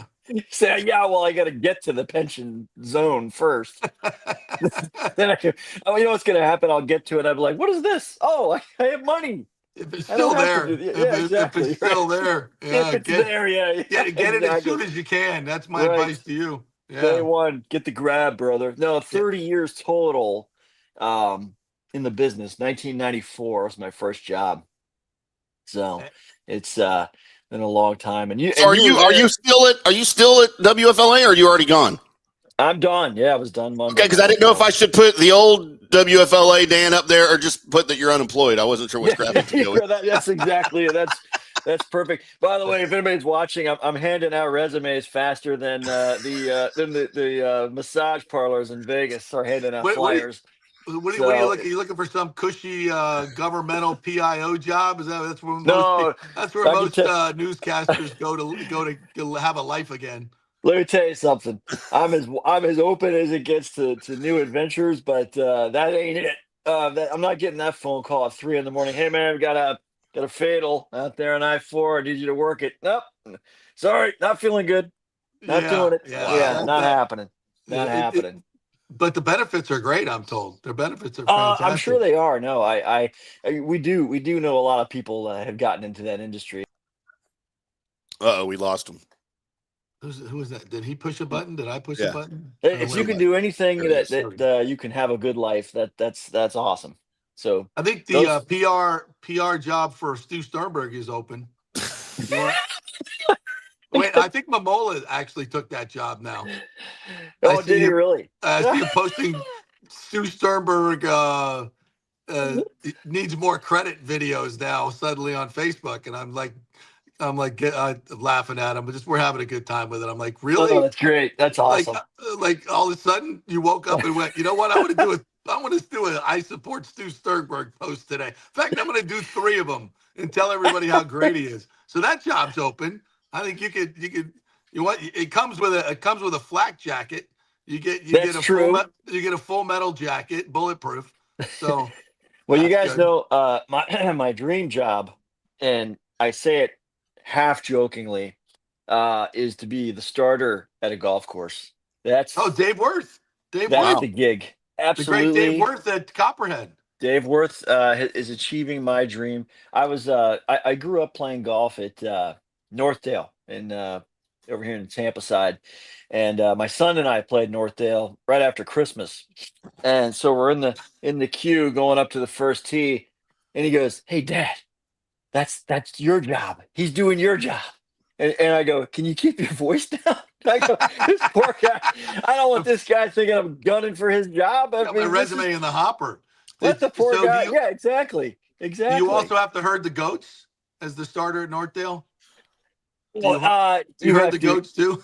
You have to herd the goats. You have to keep the tennis courts quiet, which, by the way, are getting shut down out there in Northdale. But pickleball. The only better job maybe than starter is ranger. You know, when you're out there and you're trying to tee off and the ranger's going down the cart about 200 yards out, he's waving at you, and you're like, "There's a chance I could actually hit you. Can you just get over? I mean, 60 yards that way. I mean, it's pretty funny stuff. But no, man, I'll tell you, I'm taking a breath, taking a breather, and gonna have a new adventure here coming up, and a couple things, looking at pans in the fire, as they say. Yeah. But it's just time to go in a different direction. So what I'm hearing is he's got more time for the JP Peterson show. Absolutely. That's what I heard. I think I could do that. I'm going to when we're done here, I'm going to get a template and I'm going to type up an invoice. And that's what. You know what? I'll tell you what I tell everybody else. You can submit that invoice. I will be happy to accept it. Okay, good. Good. And you got to file for that invoice. Yeah. By the way, I got to file for it.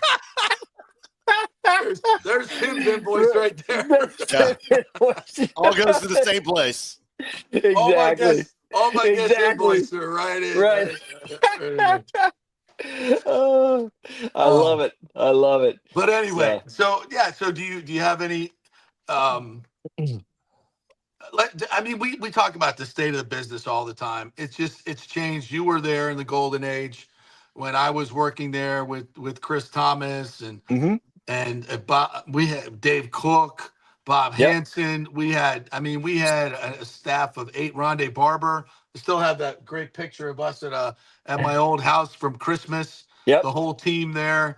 I mean, we're doing network pregame shows and postgame shows. We're traveling with the Buccaneers. I mean, it was just a different time. And we had probably 120 full-time people in the newsroom at News Channel 8. It was just a different time. And the market has just changed. And local television just having a hard time surviving financially, I guess. Yeah. It's interesting what I've seen and witnessed, a lot of the same that you have. Just so people know, before I even got into business, I was a young pup at Florida State, and I was handing out resume tapes and stuff, and I was hitting up this guy at a Florida State basketball game, like, "Dude, you got my tape? I got my tape, man. You want to check it out?" Guy was JP Peterson. Guy, he's like, "Yeah, here's tape. I'll take your tape." There you go. And so I was that my first exposure to the job was my internship over at Channel 10. At the time was an ABC affiliate. They did the affiliate switch here later, but it was before what we know today is 24 hours of constant bombardment of information and opinion. Local sports really mattered. In fact, in some cases back then, we're talking summer of 1992, it was not uncommon to just roll highlights of a major league game somewhere. If there was a home run at Yankee Stadium or something, because there was a chance people weren't going to see or know about it. You were Right. actually delivering it, and on top of your local teams. And as we know, that's gone completely by the wayside, because and now more than ever with social media, and whatever you want to follow, if something happens during a game, it's all around the world in seconds. Mhm. So that's the beauty of technology. But local sports took a hit when that industry grew. And also, I was exposed to, guys that were working, the great Al Keck. I worked under for that summer. I mean, this was the kind of the end of the era where local newscasters, sportscasters were making a ton of money. I mean, so I saw that, and I thought, this is something I'm passionate about. This is something, if I work hard and pay my dues, I can do this. Yeah. And Yeah. so I got into the industry, making $16,500 a year up in Pennsylvania. Now it's 13-5, yeah, Jackson, Mississippi. Yeah. 16.5, and I was having a blast. I was covering Penn State football, and then you try to move up, and you're glad and happy with what you're doing. At the same time, you're like, why, how come I'm driving a crappy car? Right. Yeah. How can this? And so that it's harder to do in this industry to achieve whatever goals you have in that sense. But yeah, so anyone who's coming into the industry now is not going to see what I saw uh, over 30 years ago as an example of what you can do in this industry. Yeah. It's just different. And so you move in my experience as I was leaving in 07, 08, or whenever that was, I went from an ensemble cast putting shows together and great features to, long nights alone, doing my own graphics, doing my own, everything, and editing everything. And it wasn't fun anymore. It wasn't what I signed up for. And nobody's to blame. It's just the industry changes. And Mhm. God, once you're used to the gold standard and you get put back to that, you're like, oh, you know what? I think I want to go do something different. I think that's kind of where you're at now, right? Well, I found for me that if you said, what is the root element or passion, whatever you want to call it, that why are you doing this? Obviously, we love sports. That's why we're in it. But my true, I guess, calling was to be a storyteller. Yeah. Yeah. And the storytelling days are just about gone. It's Here's a minute quick 30. Tell that quick story in a minute quick 30. yeah, exactly, tell an emotional story. Well, and it's in news as well. I can't Yeah. tell you how many times we have heartwarming stories that just get butchered Yeah. because you're not allowed Yeah. to let it breathe. I'm talking about your true in-depth pieces that a lot of people really don't have the attention span to watch anymore, to be honest, unless you're really captivated by the subject. I mean, we don't all have the Tom Rinaldi venues to do these kind of stories. But years ago, Bob Hansen and I went down to Miami and sat down with Jose Fernandez, the pitcher, Yeah. um, and talked to him about he and his mom escaping Cuba. Yeah. And man, was it awesome, and just incredible. Wow. In the ballpark, he and I sitting on two stools, Yeah. talk about feeling small, and listening to this man talk about his mom. People were on this boat going over to Mexico, and she slips, and guys are trying to grab her and hold her on the boat. Yeah, And because there's 75 people on a yes, 14-foot and boat. Yeah. so so we did a really nice long piece for our Sunday night show. It did air how I wanted it to air, but that night we did a story on the news, and it was Jose Fernandez talks about his trip to the United States. It was a very harrowing experience. One soundbite done. Back to you guys. It just doesn't. Yeah. Those Yeah. those days are what kind of weigh on you a little bit when you want to tell the stories. Yeah. And a lot And of I times, always said, listen, yeah. run the damn piece in the 6 o'clock news for 5 minutes. People love that stuff. They love it. But there was always this thirst to get out as many stories as you can, Mhm. no matter how little they impact people's lives or whatever. And it just I never saw the benefit in that. And I honestly believe that the news business has gone away from the people. Now the people haven't gone away from the news business. The news business stopped being relevant. It stopped telling in-depth stories because that costs more money to produce in some ways. But I just think it just became this, let's fill the rundown with whatever we can put in for the cheapest amount of money, and wait till the political year comes around and overcharge people for spots. It's just that's the business model. And I still believe people want to see high school football. I still believe they want the high school football player of the week, a high school the flag football girl player of the week, all that stuff. I still think there's a thirst for that. Would you agree? I definitely agree, and I think that kind of the direction I took our sports over the last more than a decade was to go uber local, Yes. as best that I could, using our resources for that. Yeah, you're right. There's people within the business who would say, "Why are you doing a story on a high school girl who just reached 2,000 points for some high school in basketball?" And Talk because about Tom Brady. Talk about Tom Brady every breath. because this girl has 100 neighbors, Right. and that's what local sports is really about. Of Well, course, not only we talk. that, but the parents have daughters. Just because it's not their daughter doesn't mean they're not interested. They're interested Exactly. because that could be her daughter. Exactly. Yeah. Well, and then the other trend in the industry that I've found it's getting harder to do our jobs as local sportscasters is with in the instance of Tom Brady, he was an anomaly because he was bigger than the product. I've never met anyone who was larger than the product. Yeah. Until Tom Brady, which, by the way, I can't say I met Tom Brady. I never did. I have 3 years here. I talked to the guy 3 times in a podium setting. Yeah. But Same. the teams themselves, and it's not the team's fault. I'm not here to blame the professional teams, are part of a bigger picture where the teams and the leagues now control not the content, but the message, but they control the content because they're in competition with everybody. That's So right. when there's a highlight of the week or something, it's copyrighted. There's certain things I can and can't do, but the teams, they can put it right out there, and that's Yep. exclusive to them. And a lot of times, there's access that we used to have that we don't have anymore because of that very same thing. So They have it. They control that access, they which have. is Well, smart for I mean, them. Yeah. yeah, oh, absolutely, because Yeah. you can brand it and put anything out there, and the Bucs, all the team social medias are terrific. I love the Bucs Oh, they do a great. practice videos where they So come out jealous.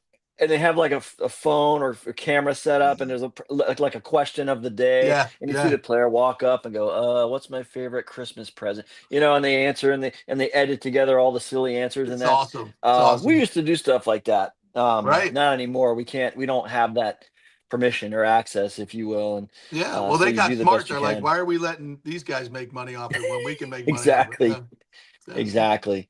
But overall, it's just been a wonderful experience, and I've been able to do it long enough. And I don't know where I'm in the future. In a couple of weeks, I could be right back on TV somewhere. I don't know. It's the experiences, the relationships. A lot of people have asked me, "What's your favorite moment?" And I said, dude, I don't know. I've seen the Lombardi Trophy go in the air, seen the Stanley Cup go in the air. I've been there in the final out of the World Series. I mean, they're awesome. They're all awesome. But it's the conversations that over the years, when you start to accumulate these memories, man, that's what I miss when they're not there anymore. Like Yeah. I mentioned in a little goodbye message, if I could have 5 more minutes with Don Zimmer, that to me is would cap, they'd be the icing for me. I Yeah. talked to him in Port Charlotte. I've talked to him several times, a brief, but one time we sat in a golf cart in Port Charlotte down on one of the back fields, and I don't know, 5 minutes between sessions, and the guy, we just talked about everything but baseball. We talked about the immaculate drive to work. He was telling me. He goes, I had an immaculate drive, and I go, well, what's an immaculate drive? Because he lived on Treasure Island. Green And lights. he goes, I drove to the Trop and I hit every single green light. Impossible. The immaculate drive. The Oh, it's immaculate fantastic. drive from Don Zimmer. And I'm like, so if I come home from work at night, I'm like, you got to be kidding me. I just had an immaculate drive. Unbelievable. So those little things and just tons of memories. And the funny, a lot of things are inter-office. Any occupation, you have funny Yes, yes. inside humor. Things happen at work that are funny. You talk about 10 years later.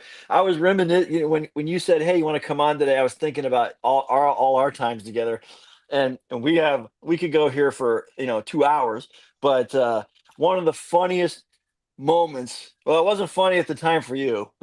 You were angry at us. We were out in Arizona for the Gators game against Ohio State, the championship game. So we get out there, and we had another station from Columbus, Ohio, was covering Ohio State. Got together and rented an RV, and the RV was really the workstation. It was to come Yeah. in and spread out and set up our computers and work comfortably and all that. So day one, I get out there, and we were all separate. We're all over Phoenix and Scottsdale and all that. So Bob Hansen and I roll in from Gators practice, and we're cutting our story. And I come in and I'm like, "Whoa, what is this? A platter full of In-N-Out burgers. Oh yeah."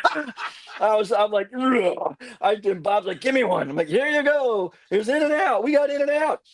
And so I'm chomping on a burger, and you walked in and you're like, "You idiots! That's my prop for my live shot." God damn, I don't remember any of that. I don't remember You any were of that. so pissed off, and you stormed out, and I looked at Bob, and I'm like, "Well, there's no sense in having to put half a burger on." I was like, and just and it was meaningless. What a great prop for a live shot, by the way. Oh, dude, well, it was great. It was great in my stomach. Didn't work out for your live shot, but it was great. It was. I should have brought out like the half-eaten. Like, this is why they're so good. Like, these people, I Look at couldn't these even guys. keep them in the damn You RV. could Hanson have. and Lucas tore them apart That's like I a bunch got. of coyotes. I could. That's the man on the street. So we got a happy customer right here. Dan, what did you think of that In-N-Out burger? Oh my God, this is how bad my brain is. I don't remember any of it. I thought you were Yeah. going to talk. You're going to talk to me about the time where I opened the door at our condo in Scottsdale, and it was the local sheriff serving me my divorce papers.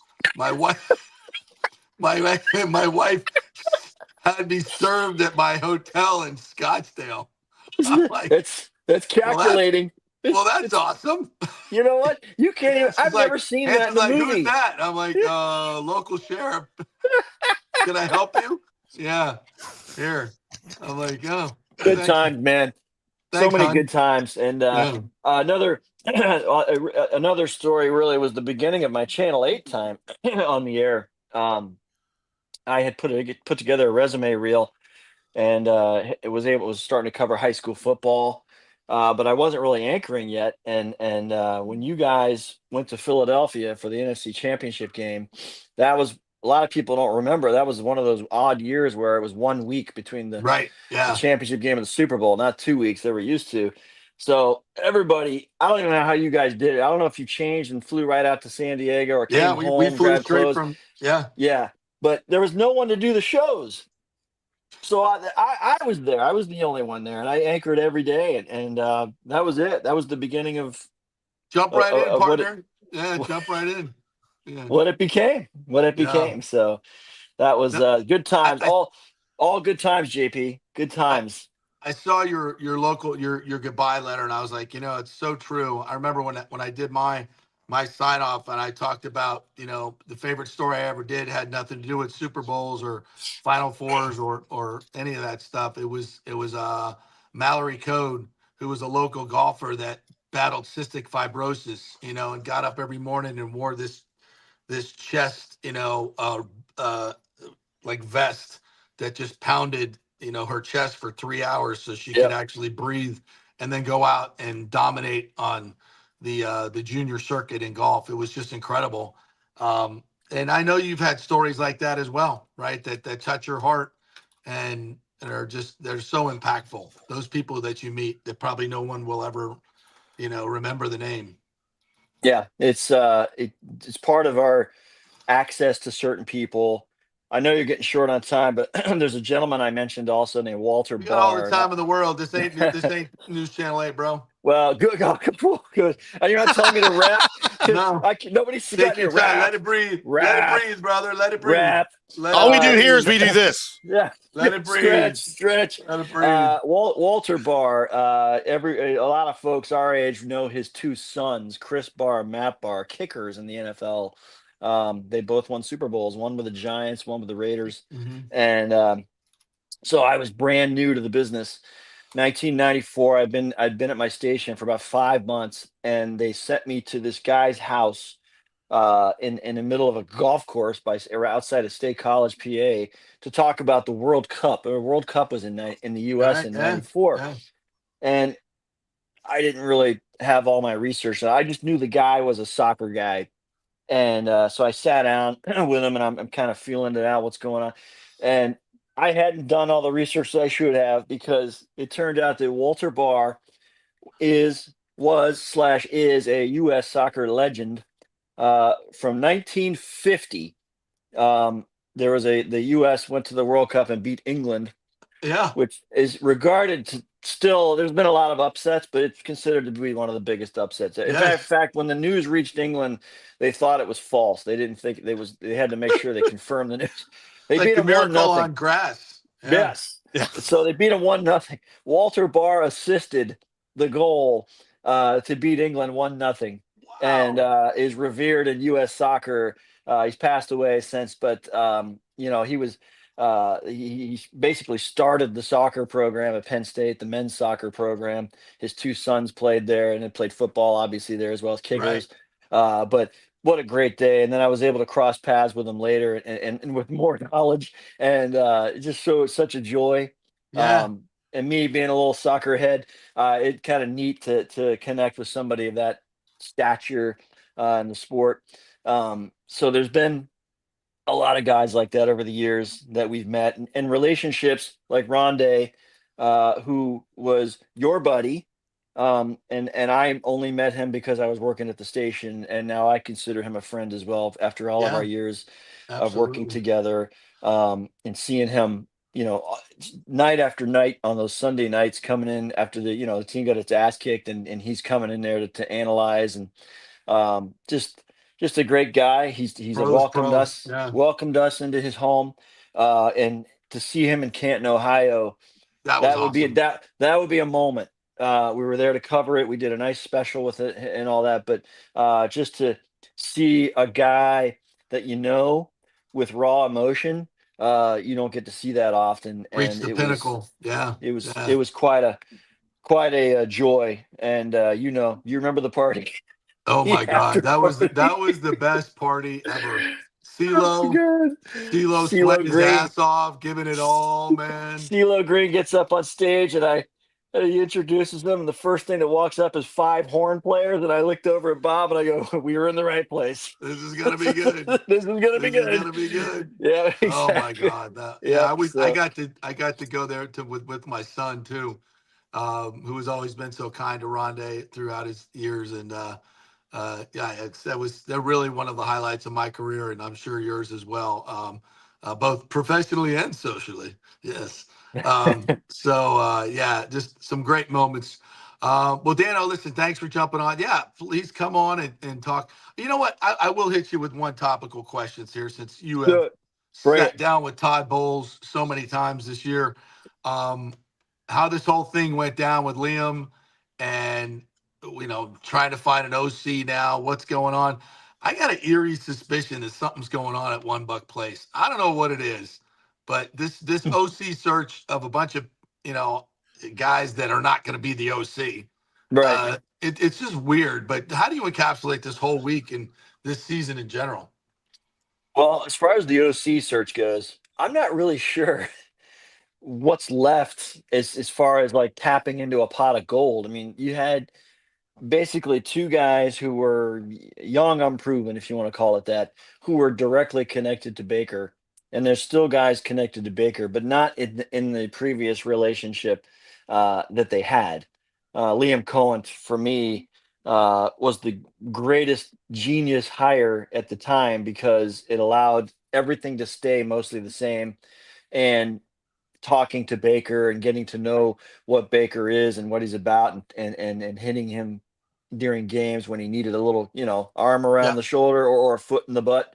That's the guy who was perfect for it. I'm not sure who's left who can do that. I don't want to see it go backwards. I feel like the team is a Super Bowl contender, not just an NFC South contender. They are pieces away from making a run. I think they would have beaten Philadelphia in the divisional round, quite honestly. And the offense is at a place where it's elite, and I don't want to see that Yeah. offense go backwards because I think I the agree. defense. I think the defense. Well, it better be better It next has to season. I be. don't know where it's going to be, but I think that they're really going to tackle that and address that. I think I think there might be a splash in free agency, in my opinion, I agree. to try and jolt this thing a little bit. But Todd Bowles, as a head coach, um, from the defensive performance standpoint, it's a little bit on the line for him Yeah. coming up this It's year. underwhelming. And yes, and I think that although a lot of people thought, okay, maybe this is a coach in waiting thing with Liam. Maybe they're going to hang, turned out to That's not what be. they wanted. That's what they wanted, I think. But Yeah, I think so too, but Shad rolled out, an opportunity that was too much to say no. Um, I don't want to drag it out how it all went down. I think we're all in agreement that it was kind of sleazy how it went down. yeah, But absolutely. it's you can. Todd Bowles is also a man that he loved the game. He's very loyal to his people, and he played a role in helping both Dave Canales and Liam Cohen prepare for interviews to become head coaches.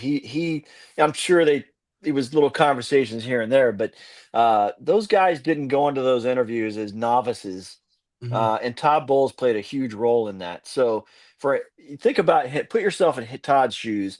It's like your own kids. You've given them some advice and they actually listened to your advice and now they've gone on to do bigger things. Yeah. That's a notch. That's in the cap for a Todd Bowles. But loyalty in this sport, sometimes loyalty is to a fault, and we've had countless examples of it here with the Mhm. Bucs over the years and coaches. Um, it was interesting to let Casey Rogers walk, and then also having Larry Foote do interviews. So there's, I think, maybe not wholesale, but there are some changes coming I agree. once the league year gets in motion here, and I think I they're really agree. going to try and attack it.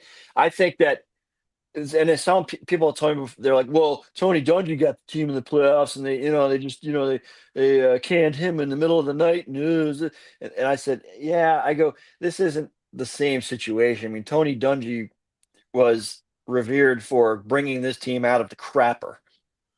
And then got it to a certain level and couldn't get over the hump. I That's I right. think this team has what it takes to get over the hump with Todd Bowles as the head coach.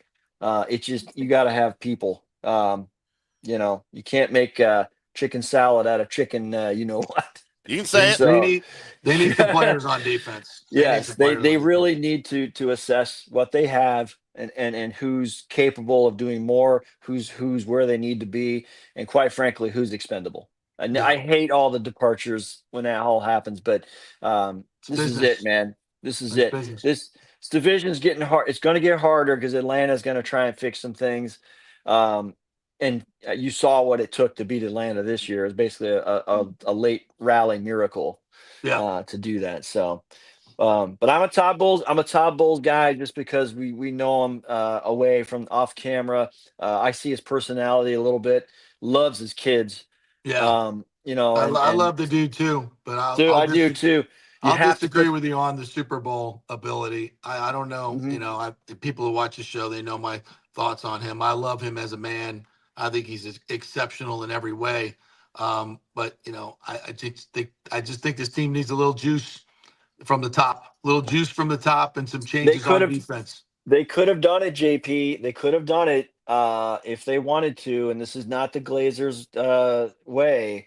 But when they were 4-6 at the bye week, that was an opportunity. And if you thought that Liam may be the guy moving forward, that was the chance. That was the Yeah, chance to do it. And then the next chance to do it was the day after the loss to the Commanders. Those are probably the two spots. If you really wanted to make that move, those were the two spots. I think they didn't do it. I think that Todd or Jason Light thought that he could keep them both, and I think he knew he'd have to pay him, but I really believe he thought he could keep them both. And Shad Khan said, "No, you can't. You can't have your side chick. You can't have your side chick and your main chick, because I'm going to make your side chick my main chick." Right. So, yes. And maybe he never got a chance to counteroffer, and that's why he's so pissed. I don't blame him. But it is what it is. So I don't know if you guys know this, but Liam Cohen's in the building. Can you imagine getting that call? I'm looking at him right now. What? No, he's not. I haven't heard from him yet today. He'll text me when like is Shad Khan, like their intel manager, like who's trying to find out who the mole is in the Jaguars office? Oh, it's probably like Charlie out at the security gate. Charlie, everybody turn in your phones. Everybody turn in your phones. Exactly. Show me your phone history right now. All right, Daniel. Hey, man, listen. You're welcome back here anytime. Just love your brother, and I'm proud of you. You made the break. You'll be so happy that you did. And it's all going to work out great for you. So I appreciate your time as always. We'll see you back here soon, hopefully. Guys, thank you very much. Thank you very much, JP. I'll be around, guys. Don't worry about that. All right. We'll talk to you Great soon. Dan Lucas, ladies and gentlemen. All right. Okay, partner. The In-N-Out burgers. I totally forgotten about that. Like, you assholes. What are you doing? That's my prop.